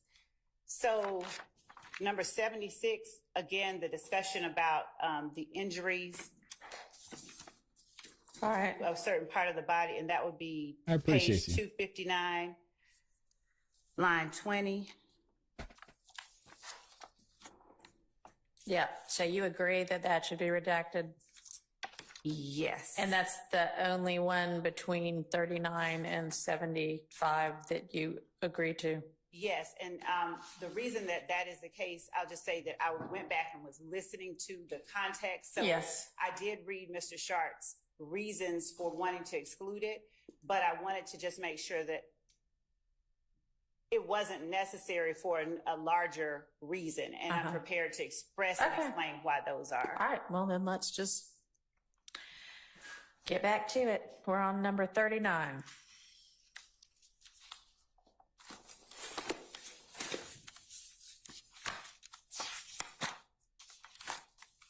So, Your Honor, number 39, I was shorthanding this. When I wrote yak, Sure.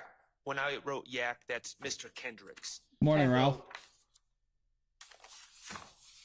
My understanding from my recollection is that Investigator Dennis has never spoken to Mr. Kendricks about the murder of Donovan Thomas. Okay, that's my understanding. But either way, whether he's spoken to him or not, I believe he's just using a technique to try to suggest that Mr. Kendricks has said things. Right. Excuse me. But to the extent, either way, he's putting words in Mr. Kendrick's mouth. Mr. Kendrick may not take the stand. That's up to him. But I don't think it's appropriate for Investigator Dennis to state on a out-of-court statement for the jury to hear what Mr. Kendrick supposedly told him about the Thank you, Lucy. events of January 10, 2000.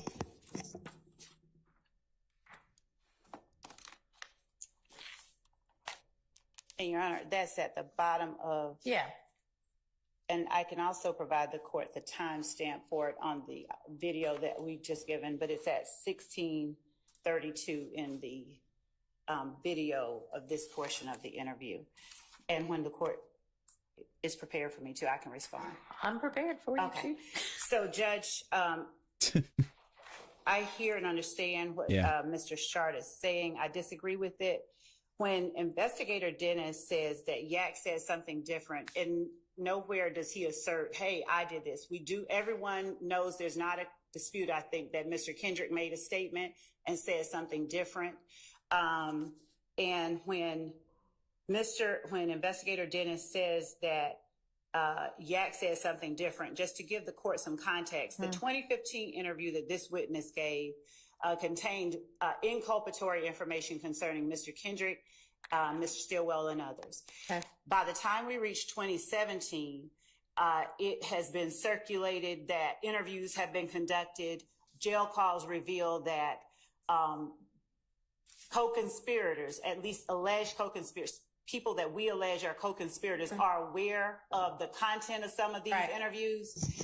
And at this point, Mr. Zachary is now saying he's backing away from it. He doesn't deny, he never denies that defendant Kendrick and defendant Stillwell said to him the things he said in the 2015 interview. Right. But now he's proffering theories about their actual involvement. He's saying, yes, they said that. They did say it. And when Detective Dennis says, after Mr. Zachary gives him a rendition of events, and Detective Dennis says, Yak says something different, there's nothing about him meeting, and the argument could be made by the defense. Shout out to Joanne. You heard Mr. Kendrick or whomever wants to make the argument, but that is a piece of evidence that will be put in at trial at the appropriate time. So that piece of evidence being Mr. Kendrick's statement where he does in fact say something different. Yes. Is that what you're about saying? himself, yes. Okay. So, And he's already made whatever that statement is by the time of this 2017 interview with Mr. Zachary. he has. Okay. And so whether Investigator Dennis talked to Mr. Kendrick himself or not, Mr. Dennis is aware that in fact Yak did say something different. Right. He's saying, right. He's, and it's a broad. Does Mr. Kendrick's interview, when we get to the top of page 116, Investigator Dennis is saying Yak said he was on his way to his girlfriend's house, I guess. He does say that. Okay. All right. And so, Your Honor, yeah. I don't believe that's an accurate. I know why you're asking that question, and in the spirit that you're asking that question, I don't believe that's an accurate answer. Mr. Kendrick, first of all, a couple of things, and I bear with me. My understanding, Mr. Kendrick's statement has been suppressed. Oh, no. I don't think it's coming in. She says no. Judge, Y'all, the portion of the statement that it contains what we're discussing was not. What was suppressed is a portion where another detective comes in and starts talking to Mr. Kendrick. Okay. So there's a very long part of the interview. Before the part that is Yes. suppressed, and it's in the unsuppressed part that the representations that you Yes. just made are contained. I don't. Oh, they're going back and Investigator forth now. Dennis on 116 line 8 says Yak said he was on his way to Bush's house, Yeah. and they saw Nut at the barber shop, and they made the call. I don't know if Mr. Kendrick's saying that to any law enforcement. Well, we ought to be able to check that.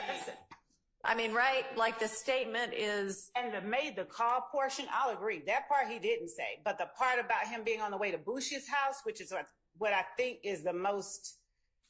No, and he didn't say he saw Nut at the barber shop. My recollection of the statement, and Mr. Weinstein's most on top of what was said in that interview and what portions were suppressed, but he said, I did not have anything to do with this killing. I went to my girlfriend's house. That's my alibi. I don't know. So the state, yes, he said he was with Busha in a car with her going to her house. He never said seeing Nut at the barbershop and making a call. That was not stated.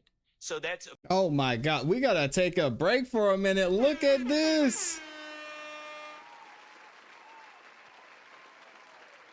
Look at this love right here. Oh my gosh. Amy just dropped a 100 bomb. You did not have to do that. Thank you. What did she say? I'm so proud of you. You already know E2A. Oh my God. Oh, that's the wrong one. Wow. Major love. Thank you. Thank you. Thank you so much. It's a big part of what we do here. Big part of what we do here. So thank you so much to Amy, always supporting, whether it's on this live stream, whether it's on the Song of the Night live, whether it's dropping comments in the chat, being here, moderating like crazy. Thank you. You did not have to do that. Thank you. Thank you. Thank you so much. It's a real one right there. All right, let's keep it moving, y'all. I had to take a break for that one. We're going to leave that up there for a minute. Of Mr. Kendrick's statement. Yeah, first of big all. love.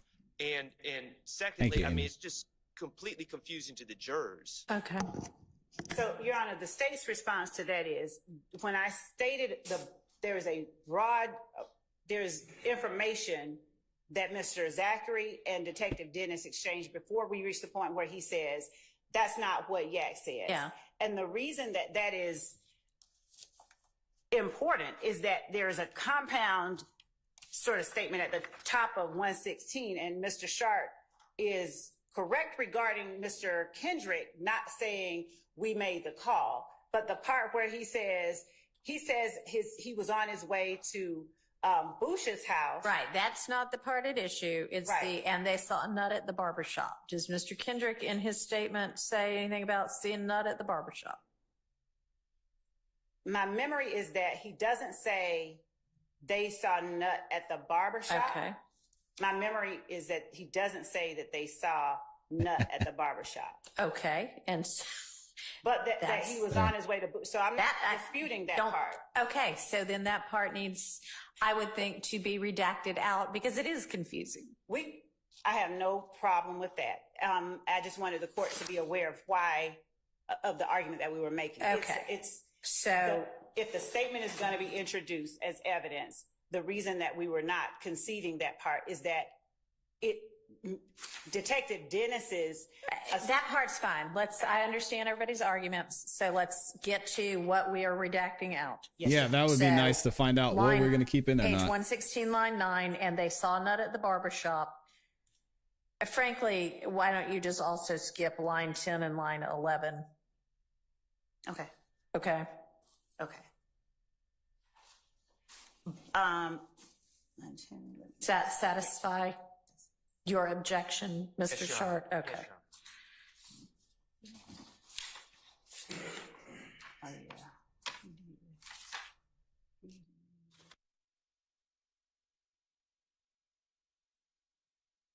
So again, we are TiVo. We got to take a break. Let's give another round of applause to Amy. And thank you again to everybody who supported so far. All the super chats.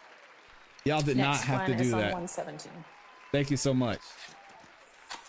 Amy gifting memberships over there too. Henry Resilient. We got all the new members in the building too. Got Anna. Joanne up in here. Said she just found the live stream yesterday. No, what Thank I'm you. looking at is number 40, which is what? Oh, yes. On the other Appreciate one, no, 9. Going back to number 39. The Yak said he was on the way to Busha House is fine. So the part that says, and they saw Nut at the barbershop, that part of 9, and then all of 10 and 11. Okay.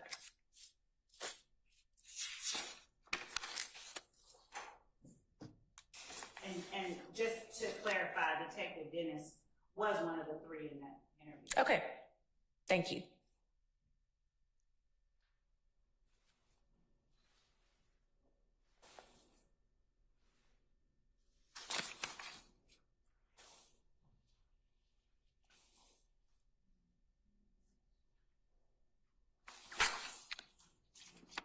All right, as to the next one, Mr. Sharp, your objection is to in the investigator's statement, right? Or also the answer? It's the investigator's statement, and I don't necessarily have a problem with the extent that he's asking Mr. Zachary a question. I don't think it's appropriate for him to say, see, that's I done sat through so many interviews and heard so many different stories, kind of pieced Right. together by time, dates. In time frame. Okay, so You said pokes holes in everybody's story. so Terry, she's lying. I would think maybe to avert that issue, can we consider a redaction from 117 lines 23 through 25, and then just start with 118 line 1, beginning with everything you just said pokes holes in everybody's story, because then Zachary says, yeah, you know, it does poke some holes, because you don't seem to be objecting to the answer. I would suggest starting on 118 line 2. If getting to Okay, that's fine. Well, 3 or 4 in the morning. oh, like 3 or 4 or 5 is the answer.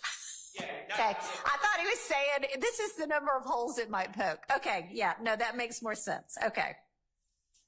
So, 118, okay, so redact by agreement then, 117 line 22 through 118 line 2, the word story, and just pick back up with because of Demikian.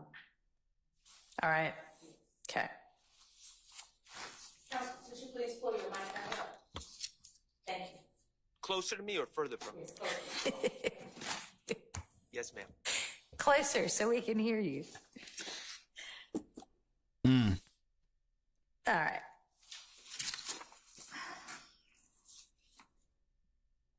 What do y'all think so far? Let me see what y'all are saying about this.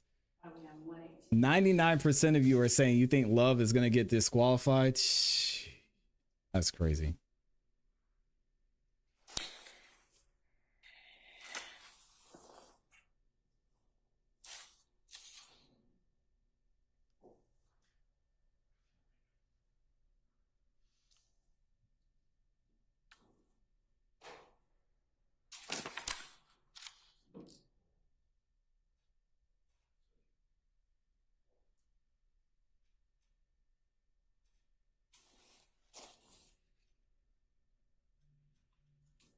All right.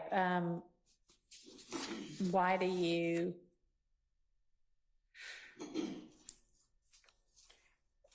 All right. So the objection as to the 41 is that it's speculation. Is that right? Right. It's a hypothetical. If it did, I'm reading that as if they did it. I don't think Demikian had anything to do with it. Why he ain't take it like you said, look at me and like little brother. I think in context, what he's articulating is people look at him as a little brother. And I mean, he wasn't there. He's not offering firsthand knowledge. He's just giving his theory that I don't think Demikian would be involved with something like that if they did it. And I just think that's speculation. Does the state want to respond? In as much as this is something that is repeated throughout Mr. Zachary's interview, and in as much as there is information that Demikian gave to Mr. Zachary, similar to the way that he gave information to another witness in this case who's now on the stand. The reason that I believe that this should remain in is that Mr. Zachary, at one point, Mr. Garlington was charged, but not by the state. And Mr. Zachary was in a position, he was with Mr. Garlington, I'm saying she should Mr. be Kendrick, removed. and Mr. Stillwell after the murder, following the murder. So in as much as he makes the assertion, he later says more stuff like, Demekion never told me that he did it. He talks about what each person said to him. But I'll defer to the court. It's just that's the reason that I wasn't asking or conceding immediately that come out. I mean, that seems like a valid objection. So we're going to strike 118.24 through 119, line 5. There we go. Moving a lot right I'm sorry, along. line 4.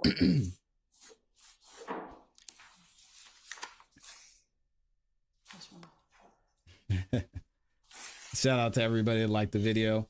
Out of orders back in here. No, she's not testifying. They're going through evidence right now to decide what they're going to redact, what they're going to keep in. Basically trying to clear things up before they get the jury back in on Monday. Yeah, they'd be killing their mics in here. Shout out to Amy, man. All right, and this is the witness, Zachary, relating what Demekion has told him, and the objection is hearsay. What's the state's response?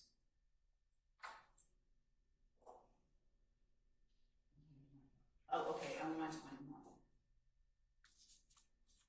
21. Demekion's statements to Mr. Garlington, I'm sorry, to Mr. Zachary.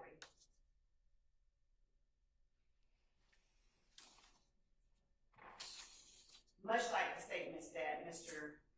Garlington made to Mr. Copeland, are statements of a co-conspirator. Later in the interview, Mr. Zachary expressly says, essentially, it was a matter of keeping us all in the loop, the information that was exchanged. At one point, he's asked, why are you all talking for 30 minutes at the condo after the murder if nobody knows anything about it?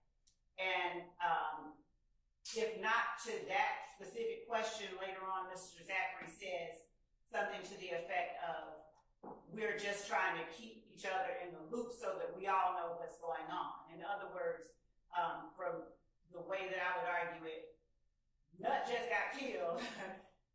Stuff, we have to keep ourselves. Okay, so that would certainly make sense with regard to anything that got told to other alleged members of the gang right afterwards at the condo. As to this particular statement, Zachary actually gets asked, when did he tell you about that while y'all been locked down? And Zachary says, yeah, well, I've been locked up. So when was that? When did they get locked up? So in the latter part of 2015. Okay, and so if that is when this story gets shared. So during that time, Shout out to Anna. other evidence will show that as a result of the murder of Donovan Thomas, there were conflicts that existed both in to answer the court's, but I think the question is Yeah. how does it keep them safe? So the conspiracy that exists after Donovan Thomas is killed in the courthouse. Thank you, Anna. Have a great day. doesn't stop when they get locked up. Inside the jail, there are conflicts as a result I'll turn it up for y'all. Donovan Thomas murder, and the knowledge or belief by members of If Gang that YSL is the entity responsible, or people within YSL are responsible. So the fact that Mr. Garlington is sharing with Mr. Zachary events that happened, I would argue still fall within the co-conspirator exception, or it still makes it admissible as a co-conspirator statement, but it's not something I'll hang a hat on, and if the court sees it differently, then just 1 second. And shout out to Anna Romero up in here. Drop the 50 bomb. She said, I wish I could watch the entire trial with your commentary. At least I can trust you to hold down the fort and keep us informed. Laugh out loud. Keep going, brother. Super proud of your channel. You have great things ahead of you. Have a good day, y'all. Shout out to Anna dropping the 50 bomb as she walks out of the building. I appreciate it. Again, I do not ask y'all to super chat, but it means a lot that y'all are willing to go the extra step and support the channel. So thank you so much for that, Anna. Welcome to the community. I appreciate you being here. That's dope, and I hope you have a great day as well. Yeah, and don't worry, y'all know I'll be clipping up a lot that's going on throughout this trial and dropping them in separate clips because everybody can't watch the live stream and tune in the entire day. So there's other people who want to watch different segments of the live stream, maybe in shorter clips. So I got your back, Anna. I appreciate you, man. That's dope. Y'all showing so much love today. All right, let's go ahead and get back into it and see what Love's talking about here. She's arguing in circles again. What else are y'all saying in the chat? Oh yeah, Amy said I'm gonna spend that money on alkaline water. You already know, man. Alkaline. Shout out to the alkaline gang. Let's go. Let me see here. Let me go some of this. We'll skip ahead a little bit while Love collects her thoughts. It's not one that I'm going to strongly object to.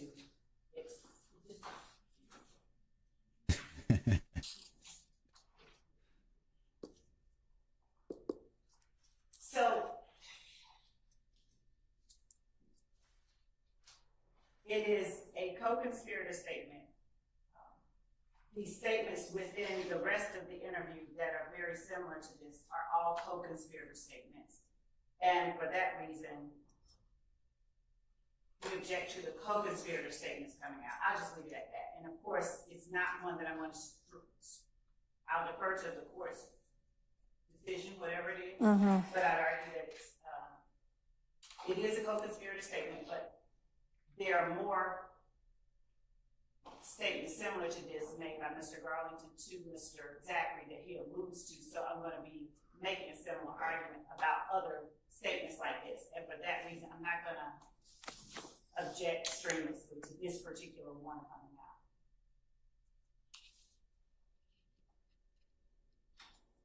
Object strenuously. All right, so late 2015, are there... Can I give Your Honor a little context? Yeah. So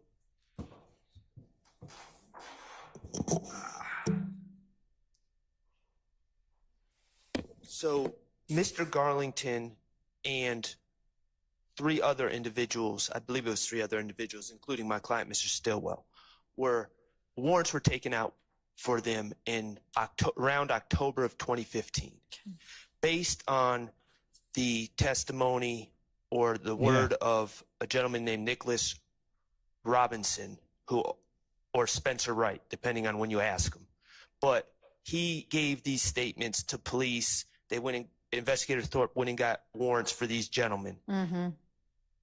On subsequent review of the footage from the scene, Nicholas Robinson was not present where he claimed to be on the scene. So at the time of giving these statements, Mr. Garlington, and there's jail calls that I believe reflect this, Mr. Garlington is in extreme prove my innocence, shift blame mode. He's not in any sort of co-conspirator we're in this together mode.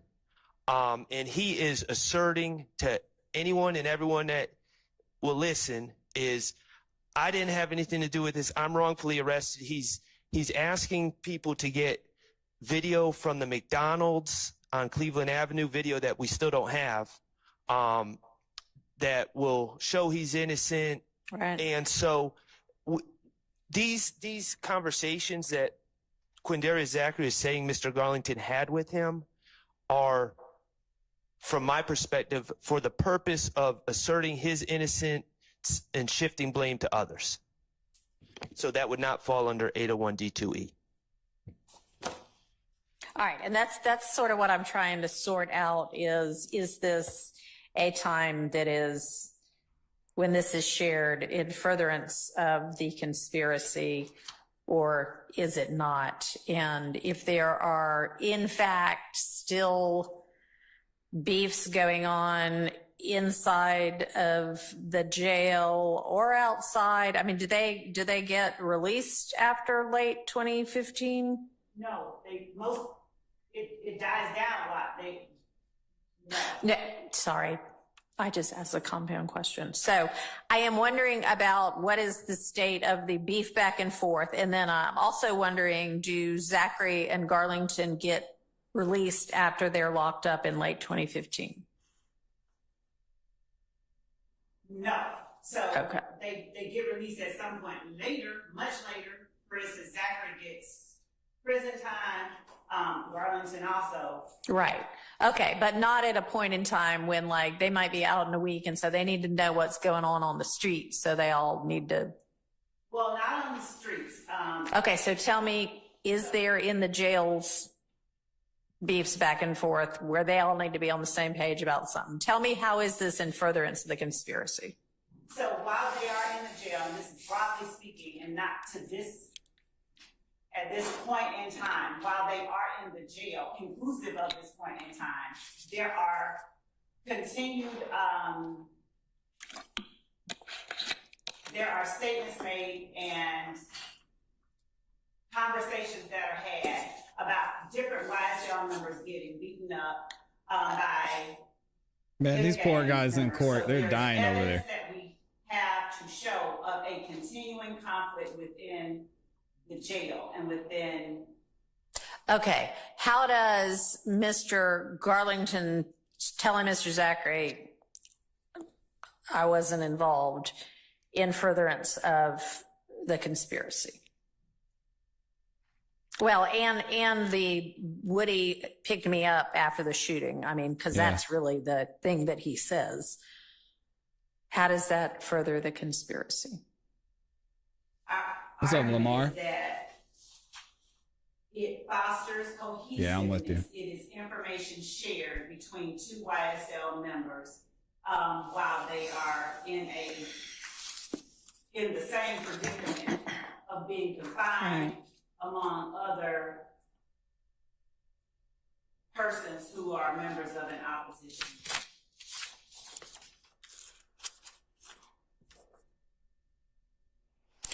All right. So, I mean, I think the fact that on at 122 page 122, lines 1 through 3, the answer being that Garlington said, no, he does not.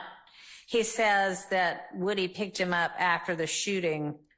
That's not, hey, Betty, I've got absolutely zero to do with this. It is still something that could in some way be against his penal interest.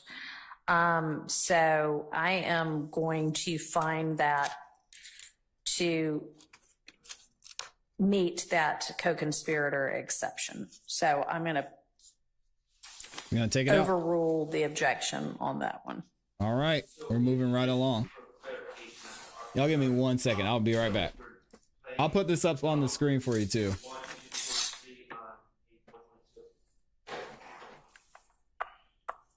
Yes.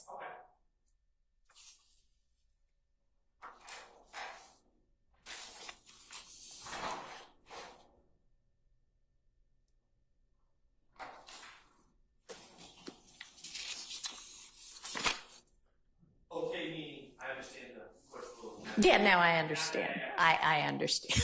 But yes, that's probably a good idea to clarify that for the record. All right, so moving to number 43, which starts at the beginning of page 124 and is most of that page.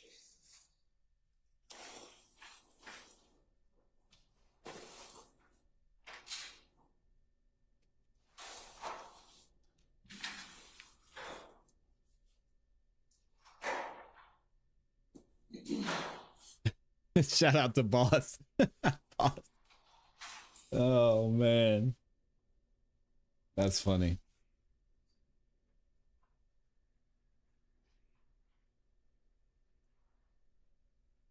Thank you to all of y'all who liked the video too. I appreciate it.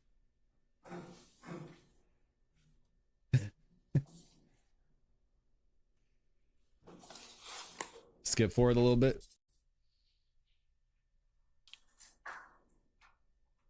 The argument is that it's hearsay about what Demetrion said, and Is It that is the here- argument, or is the argument here? I mean, at least what's on the, yeah, false hearsay, if you will. I'm sorry, I was looking at 42, 43. Yeah.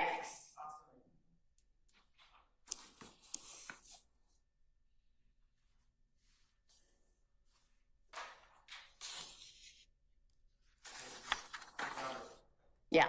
Was my impression, and really for my notes, the fact that whether it was truly what Demetrion said or not truly what Demetrion said, the falsity is irrelevant. I take exception to Investigator Dennis relaying in a statement that would be heard by the jury what Demetrion Garlington supposedly said to him. Demetrion Garlington is not going to take the stand, to my understanding, in this case. All right. Is Demetrion Garlington's statement going to come in? No, his statement to law enforcement will not come in. And we Okay. won't call it. And for that reason, I don't object to 1 through 4 on page 24, but when we get into, again, Zachary talking about what was shared to him by Mr. Garlington, we would object to that portion, but I don't have an objection to 1 through 4. The numbers 1 through 4, but the objection, the redaction requested is 1 through 22, so I'm prepared to argue the rest of it. So, in as much as the argument made just now by Mr. Shard is his objection is to Detective Dennis relaying what Garlington said, there's no objection to that portion. Okay. Okay, so you're saying 5 through 22 1 second. I is need to make a essentially phone just call real quick. questioning. It's not I gotta any answer this. Give me true 1 or second, y'all. false assertion of what Garlington said. It's just him asking questions and Zachary answering them, right? So it is sort of, it's him. So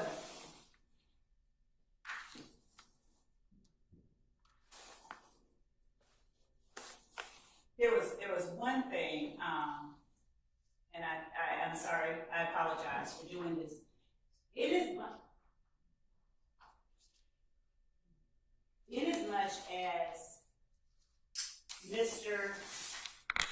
Zachary acknowledges knowing that the police talked to Demetrion Garlington, and in as much as that is contained within 1 through 3, I'd ask that the court keep that in and allow me to change that portion of my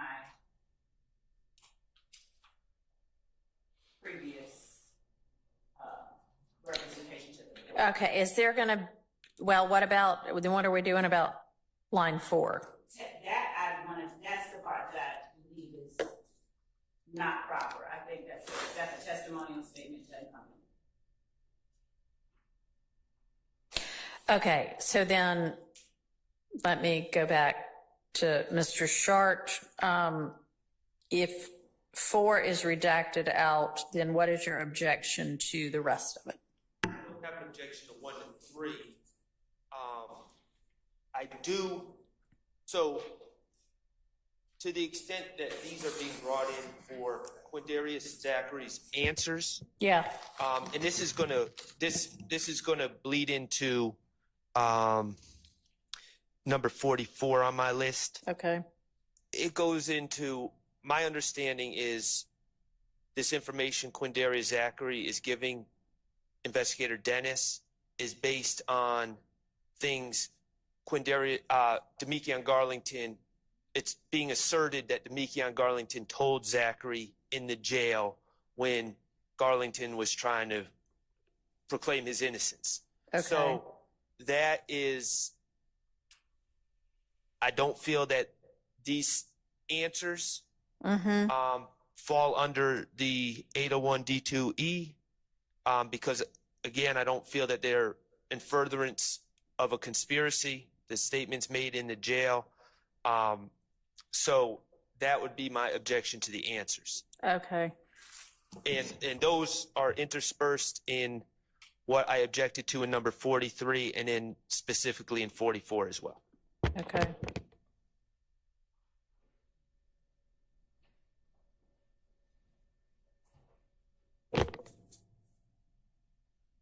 And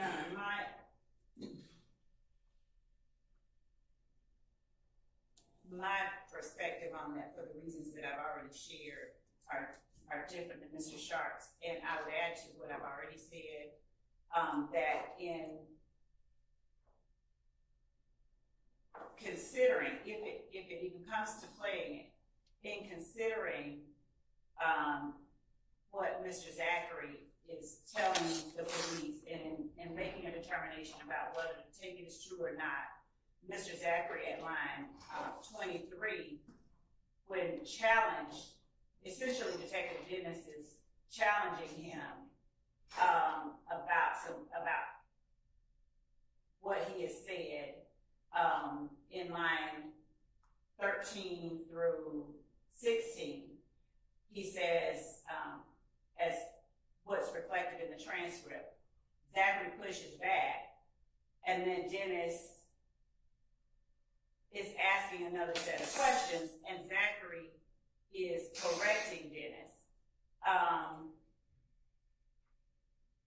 with information that he got from Garlington. Y'all bear with me. I got had a phone call I need to take real quick, but I'm here. In confinement, and still during a time when there is still beef, if you will, between the two groups, YSL and F gang.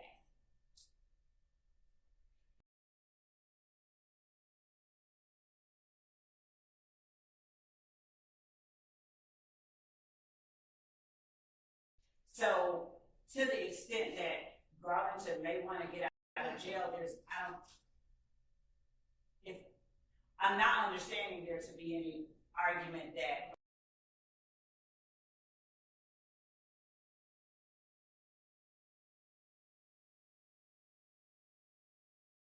Garlington is somehow an agent or another, just that Garlington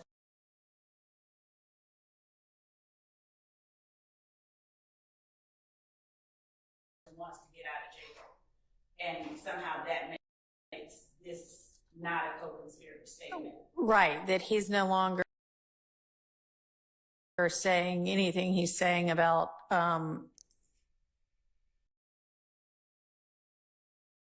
here's what happened, Zachary. Hey, Zachary, here's what happened. Because you're my fellow gang member and you need to know this. He's saying,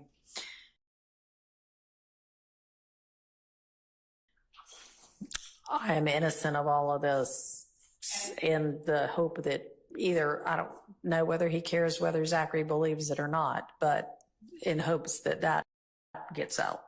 And my position is that would be an argument to be made. Obviously, the jury can take what they hear and throw it. Okay, but I have to make an evidentiary determination whether this is a statement made in furtherance of the conspiracy, which is what we're discussing. And our position is that it is for the reasons that we've given to the court.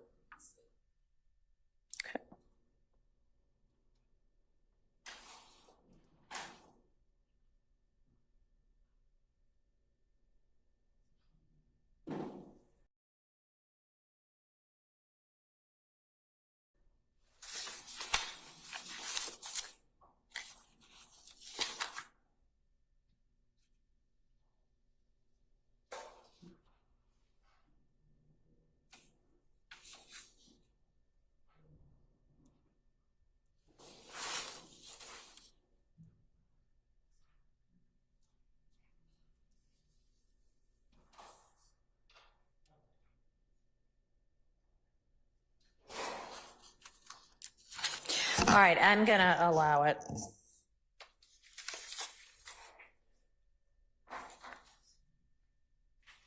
And that would be what you cover in your item number 43. And then what I've looked at right now is the first part of your 44, which is through page 125, line 15. It looks like then there's a second set of facts. So I hadn't looked at that or made a ruling about that yet. So I understand. okay. And we can get to that if Your Honor would like to.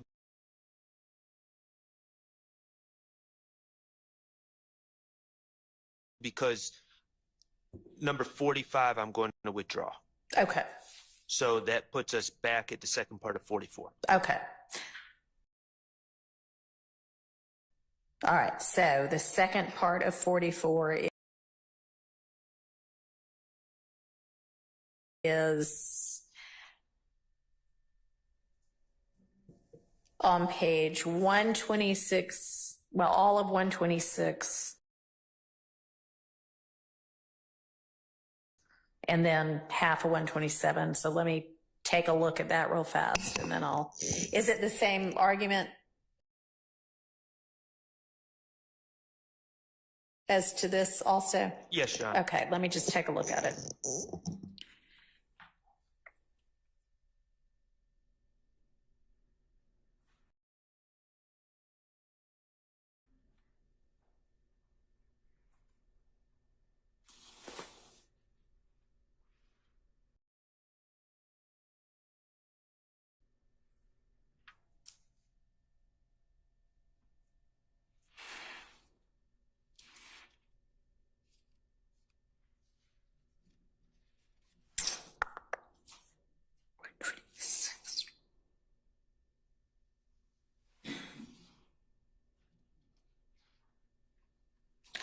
All right, let me ask you, on page 126,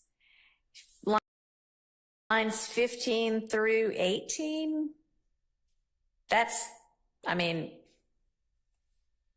seems like there might be a separate objection to that little part. Or you would withdraw the gun part anyway?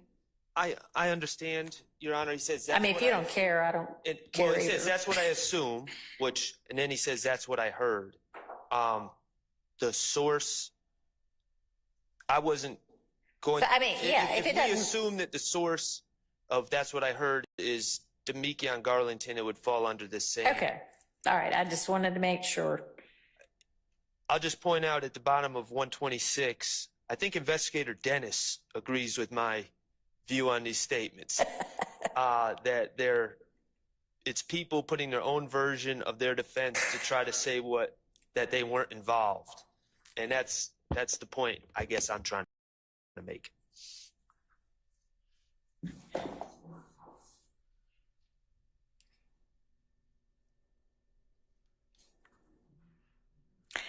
So I suspect we'll see that on a slide during your closing argument.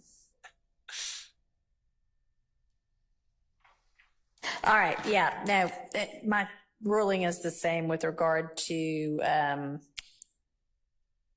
item 46. So that is in. All right. That takes us to 47, which is on 129. All right, we're back, y'all. Sorry about that. I had to take that phone call. I see Anna's back in here.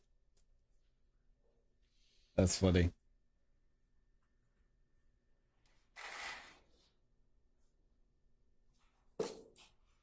Man, y'all are saying that Miss Love is going to be up out of there. Or she should be, at I'm not least, sure I I should say. follow your objection.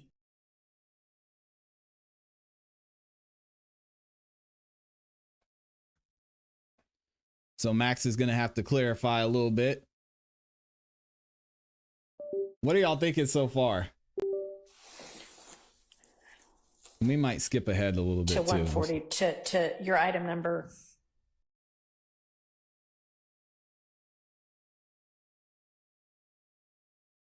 Let's see.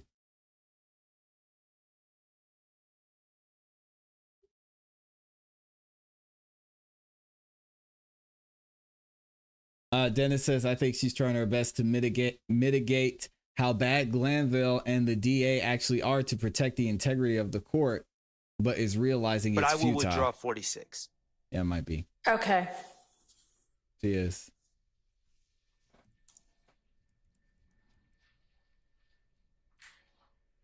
Okay. So now Ooh. to 47. Okay, out of order. I see you.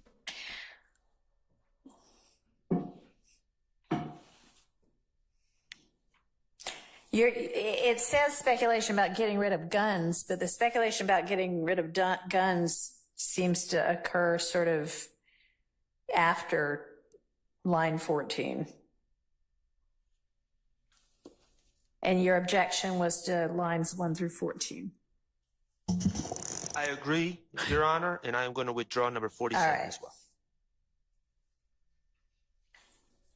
All right. So moving to item 48 on page 140.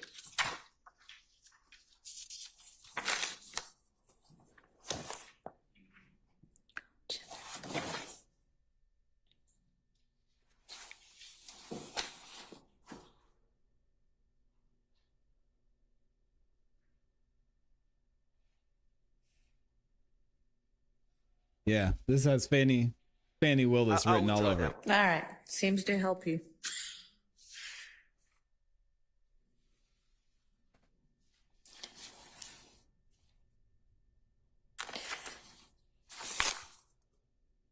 All right, 141, line 11 through first part of 142.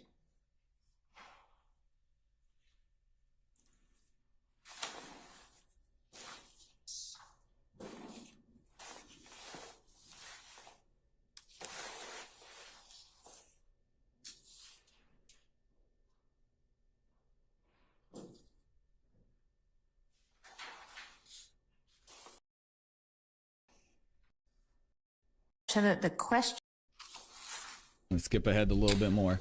and is there your objection that the questions by the investigator are based on hearsay? The questions are based on hearsay. You know, he's declaring, Investigator Dennis, I mean, they're inviting responses, I guess, but they're kind of more statements. He's saying that basically my client is involved in a list of shootings, and then he eventually lists them. And One then of talking about SB. them, I think we already discussed. Lucci's Mama House is the words he uses. We already discussed that. I believe we already discussed that was based on what Mr. Zachary told him, which was based on hearsay. He wasn't there, so it's just based on rumors. He's just recapping what Zachary said, and what Zachary said has already been ruled coming out, is my recollection.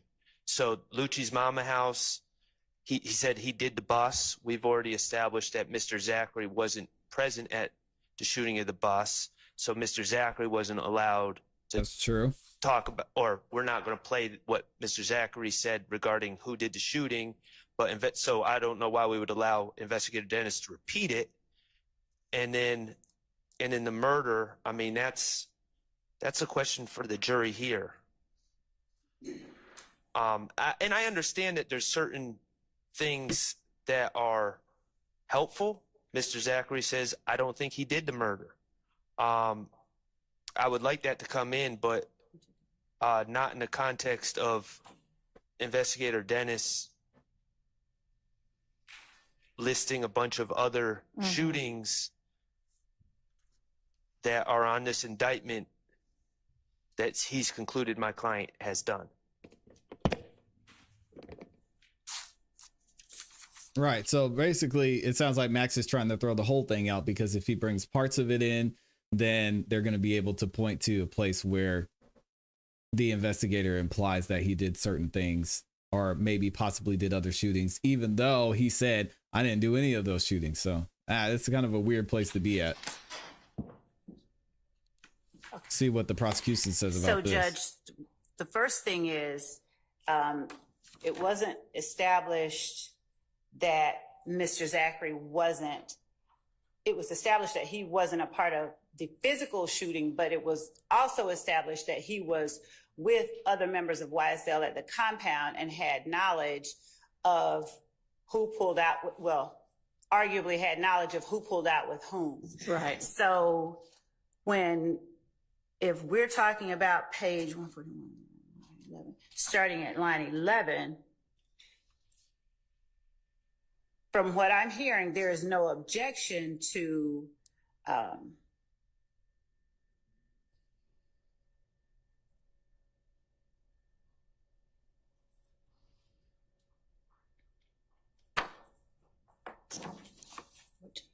no, he does object to it. Okay, I see what he said.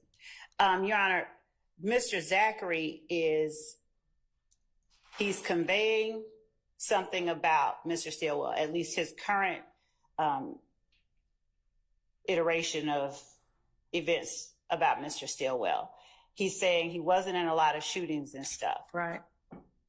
Dennis is saying essentially, what, really? And Zachary is reiterating the point.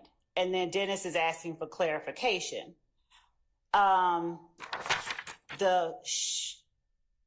When Zachary says it's probably so many shootings, and then later on he says they go all the way back to 2014. He's clarifying information he's giving to Dennis, and he is giving information that we would argue he does have a basis for knowing. I don't have a problem taking out he did the bust, the murder. But the three biggest ones from line 6 through 7,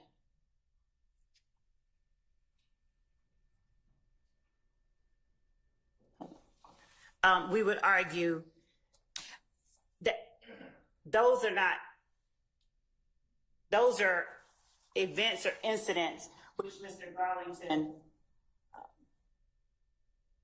does have information about. Okay, so Man, get it together. I think that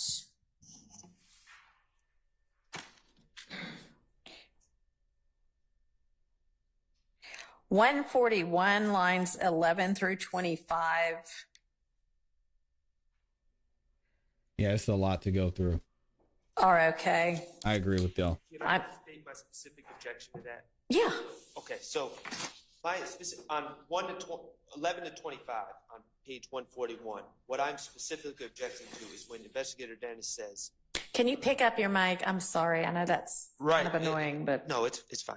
He says right, and he just basically was from what I've gathered in basically interviewing people and him. Again, I don't know when Investigator Dennis, to my information and belief, only spoke to Mr. Stillwell as a victim in a case where a young woman was killed back in 2015. So I don't know where in him comes from. He was quiet until it was time for some action, and then it was almost like sick him. okay. So he's like basically saying my client is, a leash pit bull. Okay. All right. Okay. So then let's strike that question 11 through 14 because it's really not, it kind of interjects. And if you went straight from Zachary talking his answer from 7 to 10 and then pick up with what he continues to say 15 to 17, that works just as well. So, and you're nodding, Miss Love, you agree? Yes. Okay. So 11 through 14 are redacted by agreement on page 141. And then 15 through 25 of that page, I'm going to talk about her jacket. Oh, man. And then, So yeah. my issue with 142 is Investigator Dennis says, Yeah, now I'm getting to Okay. that. Okay, getting I'm to that. sorry. And maybe you'll be satisfied. all right, I don't know, but whether you are or not, this is my thought at this point is 15 through 25 are in, and then redact on page 142, 1 through 8, and pick up with line 9. And that avoids all of the Dennis saying something about a shooting that okay, does that work for you, Miss Love? Yeah. So Miss Love agrees to that. So Mr. Shart, I want to make sure that, do you have any further commentary with regard after that ruling? no, Your Honor. Okay. Yeah, I know, Mr. Tesla. I know. We're fighting through here. After lunch is going to be interesting, for sure. Let me.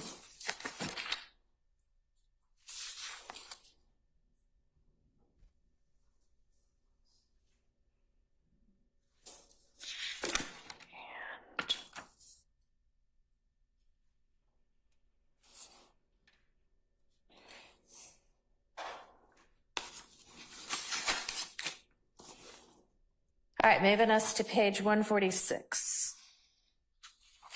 Well, let's skip ahead a little bit more.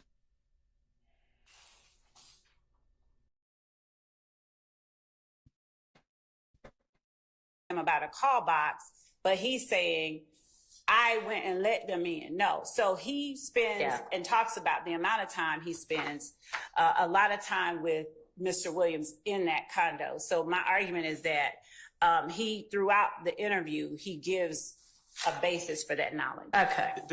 The only thing that I'd follow up with on that, Judge, is that, all right. that's a different point, right? The fact that he knows Rich Homie Quan, the fact that he knows Jeffrey Williams, the fact that he knows where someone lives, the fact that he went and let someone in does not give him the basis of knowledge of what is in someone's mind or why someone fell out. That's what the conversation is about. All right. So, Miss Love, what's your response to that?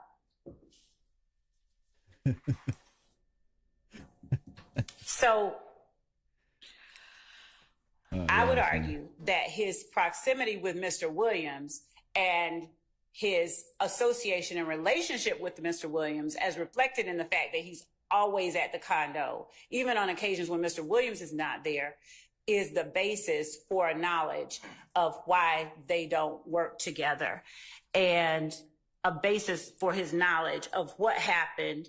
That's what I said, Jeanette. Okay. And you have evidence that establishes their close relationship at this period in time. Yes, Exactly his what I words, say. Mr. Zachary's words throughout the interview All right. are reflective of there. Okay. Then I will stand on my prior ruling. So just to be clear, Judge, what is the court saying will be kept out? 148, line 23 through 149, line 3.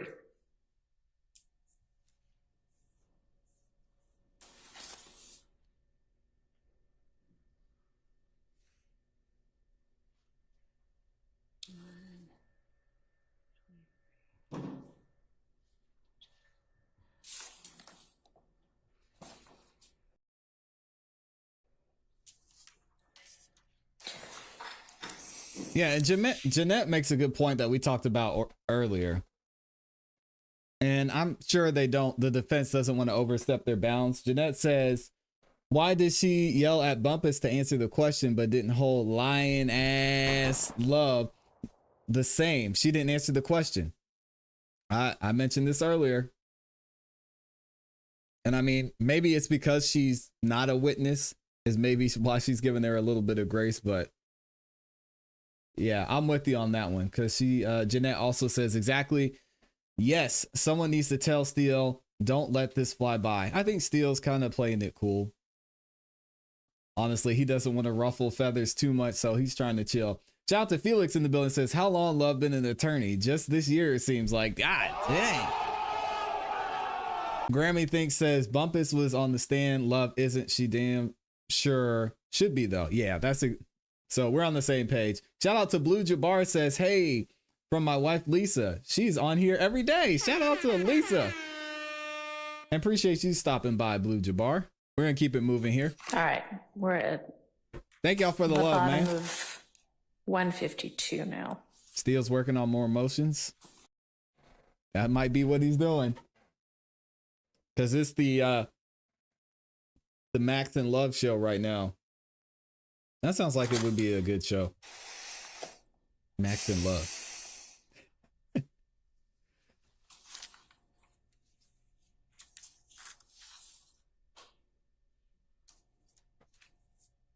We might be having a lunch break coming up soon, but they're working. I know this is, when it comes to us and finding this part interesting, I think there's still some to be desired there, but this is actually going to help things move along a lot smoother once we get the jury back in and we get another witness up there. Yeah, hopefully Brian Steele is back there cooking, man.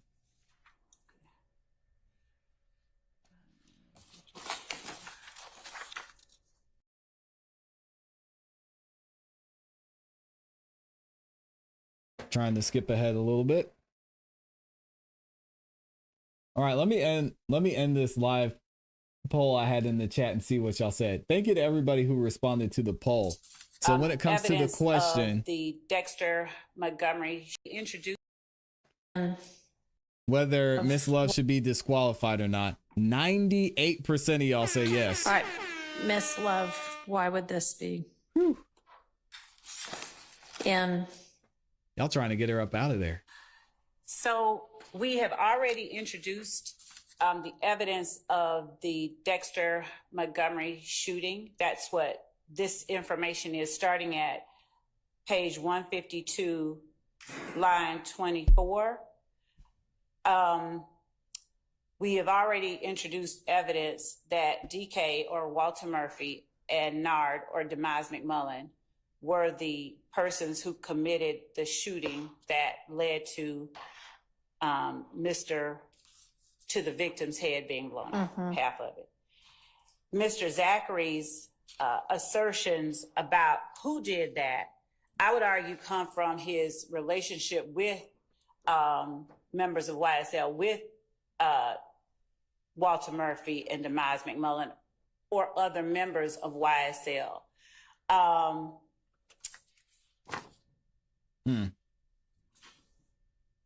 It's Demise, not Demise. That's crazy. She's mispronouncing his name that way. Portions where there is commentary by Detective Dennis. For instance, the part about page 153, lines 14 through 19. I don't have an objection to.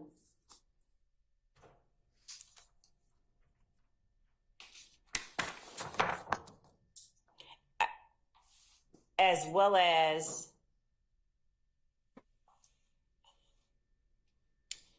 lines 20 through 25, I don't have an objection to, because those are not things that Quindary Zachary is telling Detective Dennis. That's Dennis. well, then how about 154, 1 through... Mr. Tesla said lunch break coming in soon. At least 14, but that's all just the investigators talking. At least 14. About basically their own investigation. I don't have any. Frank? Oh, yeah. Shout out to Javier. So there's a portion where Mr. Zachary is, you see it on the video, he's looking at what they're showing him.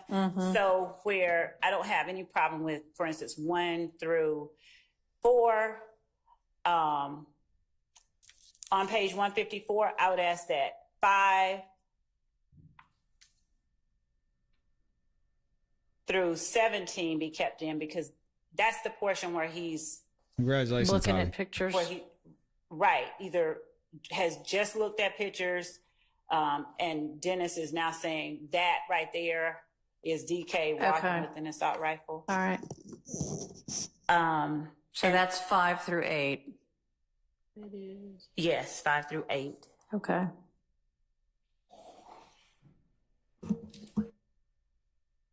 Yeah, y'all are talking about Hilton and Fannie Willis. I'm gonna see if I can find where they're at. I saw it earlier.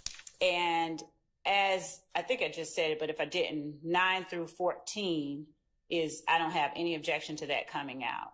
Okay, but what about the rest of 154, basically? That's the investigators counting bodies. And all Zachary says is basically like, who are you talking about? So I don't have any problem. I don't have any objection, rather, I'm sorry, to that coming out.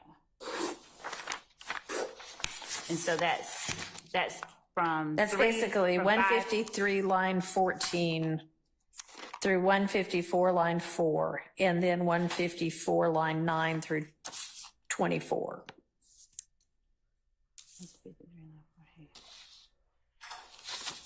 Shout out to Civil Psych in the building. Yes, no objection. All right, so let's circle back to 152 line 20. And if y'all want to know where Miss Hilton is, shout out to Thugger Daily. Y'all go check out Thugger Daily if you haven't yet. Thugger Daily said, for those who are asking why ADA Hilton hasn't been in court this week, she's in Boston with Fannie Willis. Oh, Lord have mercy. Cutting up, attending a conference for the National Black Prosecutors Association. Didn't Fannie Willis meet Nathan Wade at a conference? Anyway, we're going to leave that one alone. Hilton is the president of the NBPA. Fannie Willis was awarded the President's Award of Excellence. What? Congratulations. Anyway, we talked about this when we were doing some more research on Miss Hilton, and we talked about it in another video. So that's where they're hanging out at a conference. So it sounds like Miss Hilton's out there having a good time. Let's keep it going. I'm with Anna, though. I don't know how much more of this I can take. Through 153 line 13.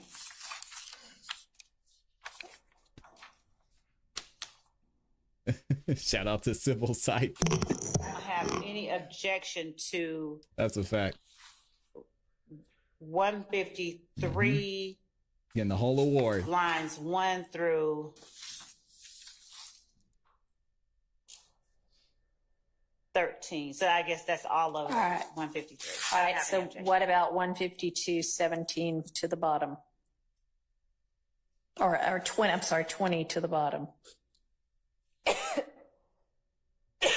Although I think it's 17 to the bottom, because I think that's like the lead into. It is. He's asking about the Dexter Montgomery shooting. I don't remember the exact words at 18, but it is. Yeah. I would argue that as to that,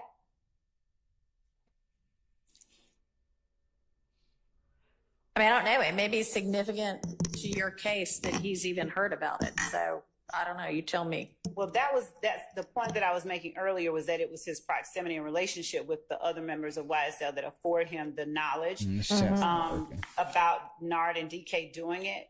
And we have shown evidence that Nard and DK did it. So we would object to that part coming. All right. So 20 through 22, essentially then, or 17 through 22, you're saying that shows, although it doesn't show the basis, who he heard it from, but. It doesn't, but if us with the all coupled together would show he heard it from other members of YSL. So, I mean, I think that then I wish that were could true, be Civil Psych. relevant to the state's case, and you're offering it there to show he heard about it and that they kept each other connected. So that I will leave in. But what about what'd you hear about it? 23 and 24 out. No, 24, he says, you can't see it on here, but on the tape, I can give you the timestamp. He says, they say DK and Nard did it. Okay. Okay. I just don't understand how that's not hearsay. It is hearsay. Yep, It's that's a good hearsay point. that is being permitted under the co-conspirator exception. Who I She would helps- ask the state. She helps out the defense if sometimes I'm too. permitted by the court. Who told him this? So, as I understand Miss Love's representations to the court are that fellow members of the gang told him. Is that right, Ms. Love? They already asked Anna. The basis for his having that knowledge would be his proximity and relationship and association Rico with other case is YSL members. a little different. What I said when I first spoke on this is we would not ask for rank hearsay. We would establish a foundation. And if we don't establish a foundation, if we don't establish that it was a member of YSL, like if he's just like the streets talk, then we would not ask who did it or do you hear who did it and then try to impeach him with what he said. Okay, so essentially, as long as she lays that foundation, that's the basis of the witness's knowledge. And just moving forward, and because I don't know the answer to this question, but I do know that Mr. DK is Mr. Murphy, Nard is Mr. McMullen. They were arrested and charged for this event. They may have already been arrested by the time they're having this conversation. I don't know the answer to that. But I just think that there's a lot of different ways that Mr. Zachary could come with. I don't know what Max's argument is other here than either. a co-conspirator statement. And I just want to be clear. We are putting. But I'm not a lawyer. If they don't establish a foundation, should this tape be played, the ball is in their court to make sure all this is taken out. Correct? All right, you clear about that? Okay, so make sure that that foundation is laid before, to the extent you end up needing to play this, that you have laid that foundation before you play it. That is what I understand the purpose of this exercise. All right, so we're clear then, assuming that foundation, 152, 17 through 24 come in, 153, all of 153 and 154 are out by agreement.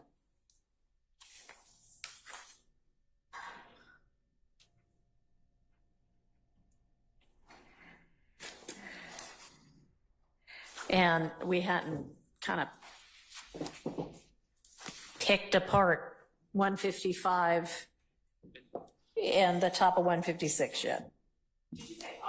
Yeah, we talked about that the other day. Yeah, that Civil seems Site. to be what you ultimately agreed to. Oh, right. I'm sorry. With the exception of 5 through 8. Thank you. Sorry. You're right.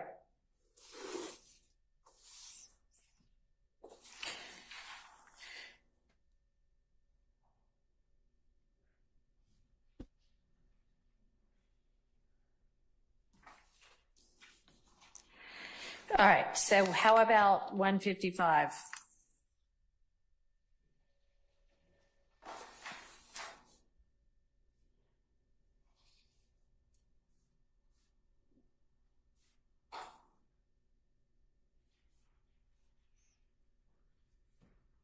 Shout out to Johnny.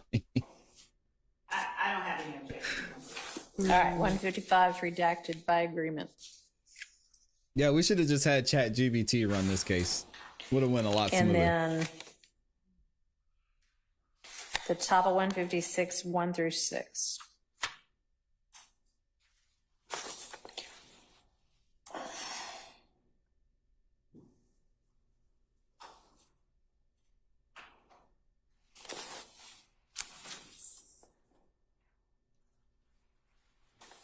Or say he drove me to pick up a piece and now he got a Rico.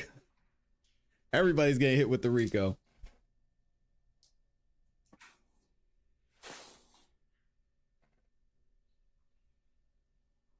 So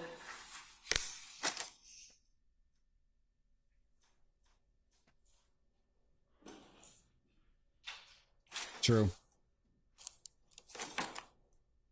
I don't have an objection to 1 through Okay. Of page 156. All right. That's the end of that one then. Okay. All right.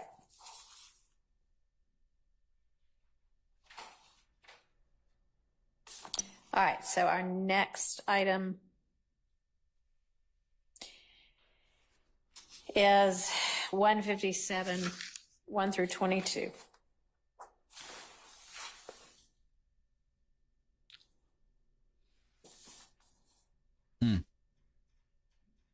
All right, we're gonna skip ahead some. Let's see what's going on here. So our argument is that it's co-conspirators statements. Everybody's a co-conspirator. And I don't know if the court wants to hear from Mr. Sharp first. So if the court does, I'll just wait. But our argument is that we would object to this coming out because Mr. Zachary. Almost time for a refill.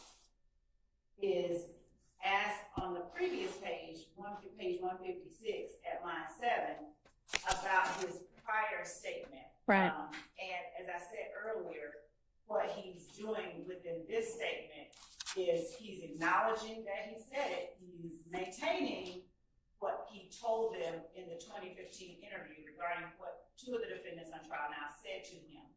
But he is qualifying it and asserting, maybe they did. Acknowledging they said that they did, but offering as well his opinion.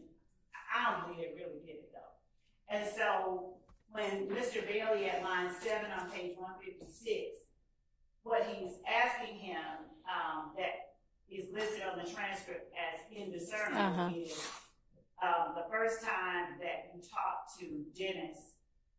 It's a fact, Baker, Paris. what did you tell them about Shannon? And Mr. Zachary just sort of says, yeah, and Mr. Bailey asks him again. I think a couple of times. Mm-hmm. And then at line 17 on page 156, he's talking about that he says, in line 15 and 16, Mr. Bailey says, what did you say they told you? And in response, it's listed as indiscernible, but that's what he's asking. What did you tell investigators that they told you? And in 17 and 18, Mr. Zachary is saying that they shot at Nut, but later on, he told me he didn't do it though. So we argue that Someone's about to die. one, there's a reason we would want to play that part and into page 157, because now everybody sort of knows that there's a statement and people are talking, people are telling on members of YSL. There's communication in jail calls and in other places reflecting members of YSL's sort of incredulity, their, like dismay at the fact that various people are telling. Mm-hmm. I think at some point there's a definite call that Lil D, and that's when Darius Zachary is called Lil D. Demekion Garlington is also called Lil D, but there is a jail call where they say Lil D told or Lil D is telling. And Mr. Zachary, now being aware that people know he gave that August 2015 statement, is trying to come up, pull back some of it. So we want to play it to show evidence of the enterprise itself, how it operates, what happens when people tell, and how people react. All of that, we argue that it's relevant evidence and not just hearsay. Okay. Well, that is a way to bootstrap hearsay, to say we want to play the hearsay to show The whole the barbershop's way getting people subpoenaed. react to someone saying the hearsay. But my objection is 157 line They know 1 to Blackjack. 22. And I'll just say, Miss Love just keeps saying, Quindarius Zachary is saying what they say, or they said. On 157, line 7, in my notes, Quindarius Zachary it says no, and then indiscernible. What indiscernible is Demekion says. Demekion says that they were all in the car. They were all in the car. In what car? In they rental car is what it says on the tape. Mm-hmm. So he's repeating what Demekion Garlington told him in the jail while he's trying to assert his innocence. And Demekion is putting himself out as being dropped off outside the car and putting and then eventually putting Shannon, Mr. Kendricks, Mr. McMullen, and Mr. Cobb in the car. So it goes back to the same argument that I'm making, and I know Your Honor hasn't necessarily agreed with me in the past, but I still have to make the argument that these were statements that Demekion Garlington is strategically giving to Mr. Zachary, not to further any conspiracy, but to get out of jail. And he's trying to put his narrative out there, and that falls under, we've provided the cases to the court previously, Stafford, Wilkins, and there's two others, but it's spilling the beans, and there's one of those cases that I've given specifically that had to do with shifting blame. And he's shifting blame, and that's just does not fall, and my argument is that does not fall under 801D to E. Your Honor, my interpretation of page 157 at least lines 1.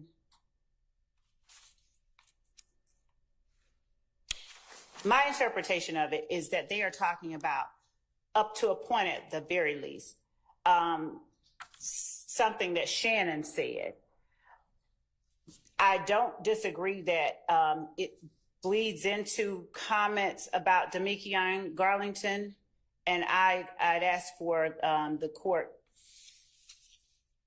with respect to the finer points, to give me 1 second.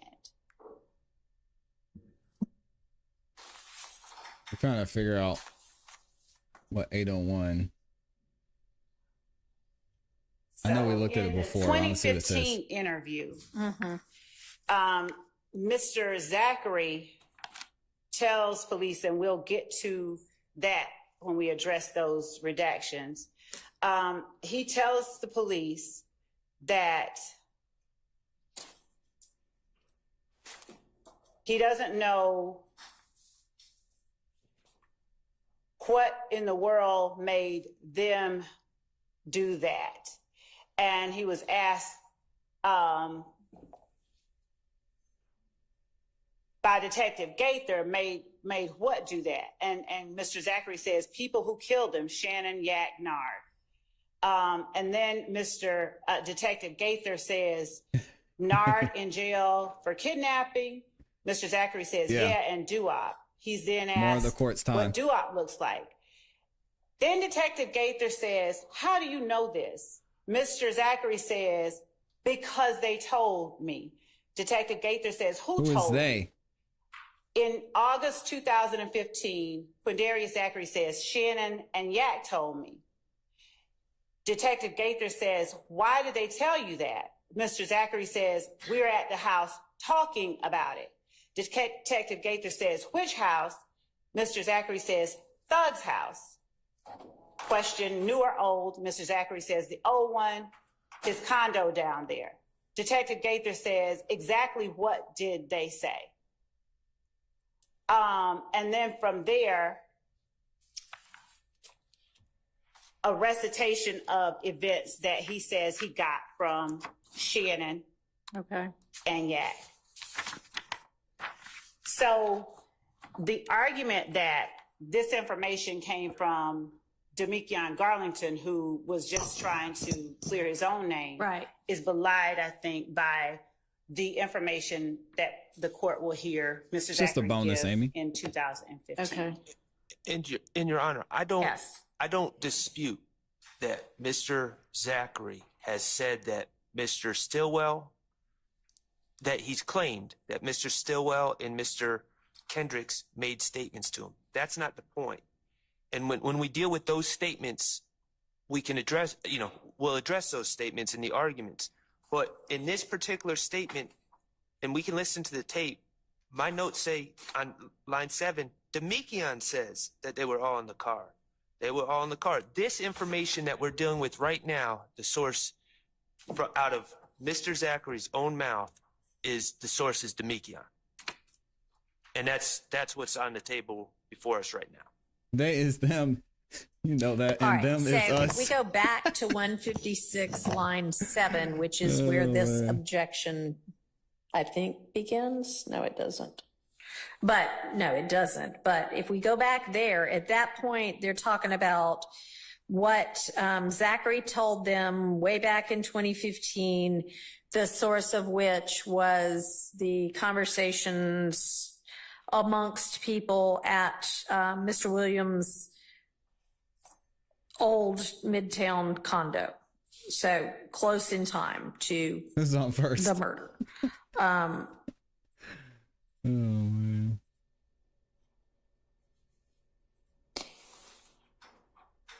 And so y'all seem to know what a lot of the indiscernibles say. So on 156 at around line 16, I mean, they're talking about, what did you tell them about Shannon? And then line 17, what's line 16 I say? agree. Do we know? I'll tell you. I can pull that up. I'll tell you right now. On line 15 to 16, Charlie Bailey says in that interview, what did you say Shannon said? Okay. So that clarifies. Same that here, portion. boss. Okay. Same here. So,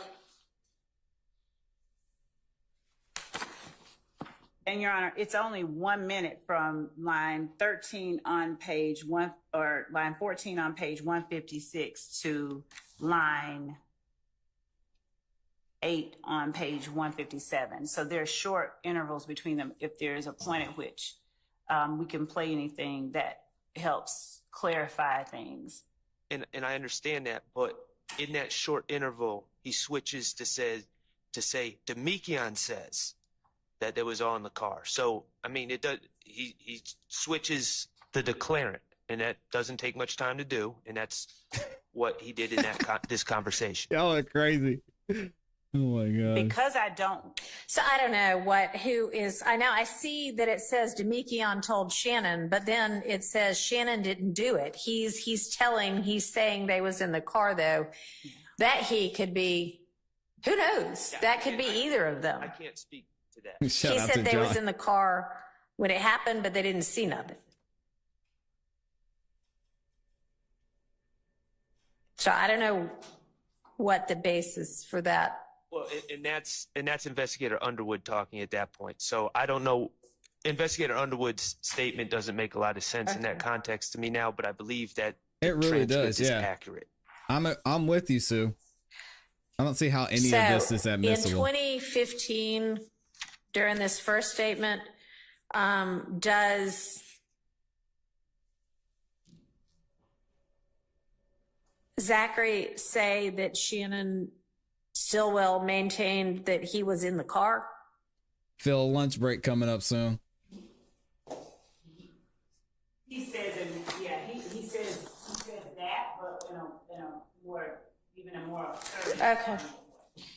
And then does he also at that point before say that Garlington was in the car, at least in the car? You're talking about the 2005, the early 2000, Yeah. the earlier statement. Mm-hmm.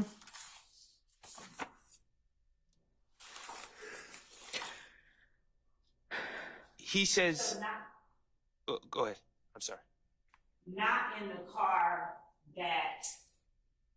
In either of the two cars. So in a car, but not the car that is doing the Right. shooting. Okay. But this, whether it was Garlington or Shannon saying that they were in the car, but not that car. In 2015, when Zachary talked to law enforcement, did he at that point as well say that both Shannon and Garlington were in the car, one of the two cars?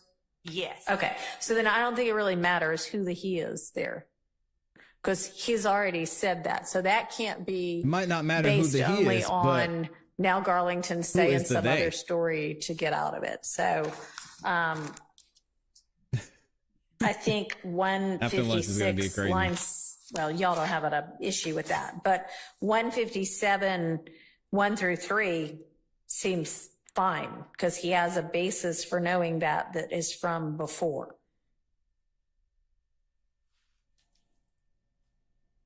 And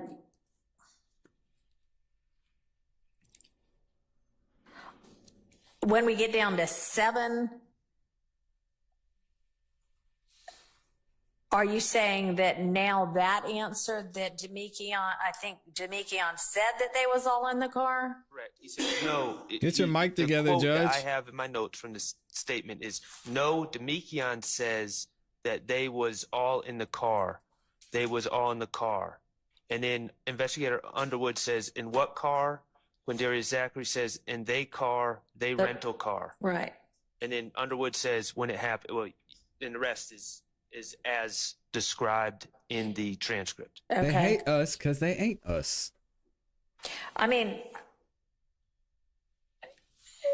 none of that is Demekian saying anything that really is like, I was in no way involved in this.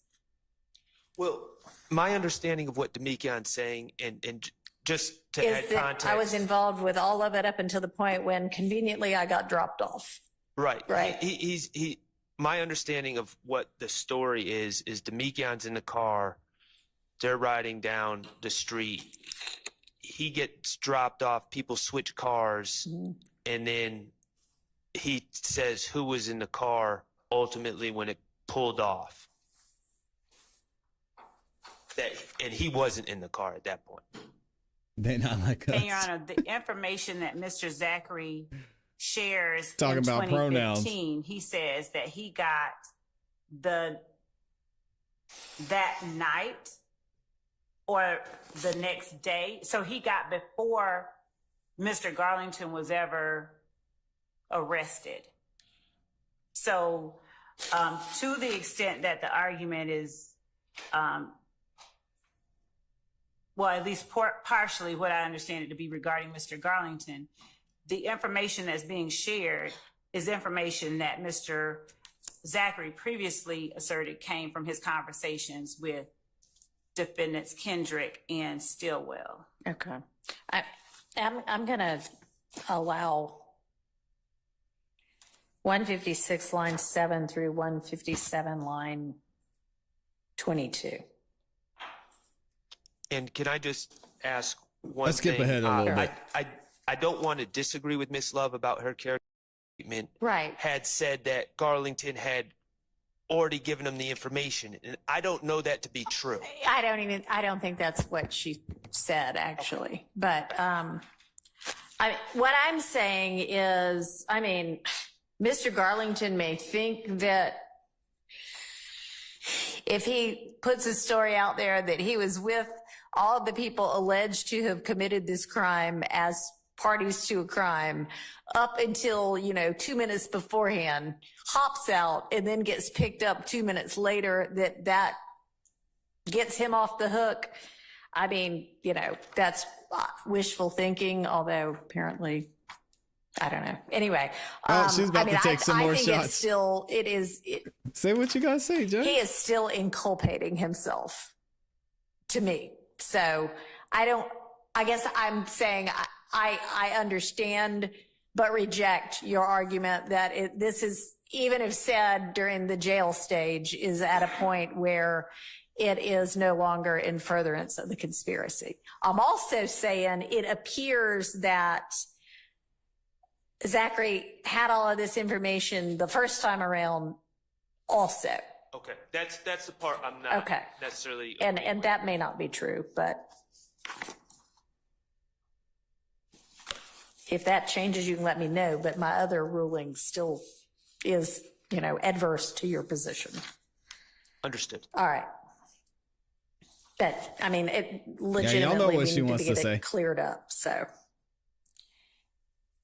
All right, so 158 lines 12 through 21. Actually, lunch is here, so why don't we it's break for lunchtime. lunch Uh-oh, Miss Love's over there sweating. until,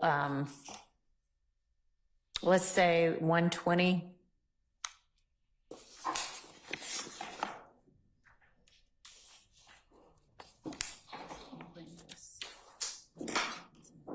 All right, y'all. So it looks like we're going to take a break. Still an interesting morning so far. Yeah, what do y'all let me know in the chat. What are y'all having for lunch?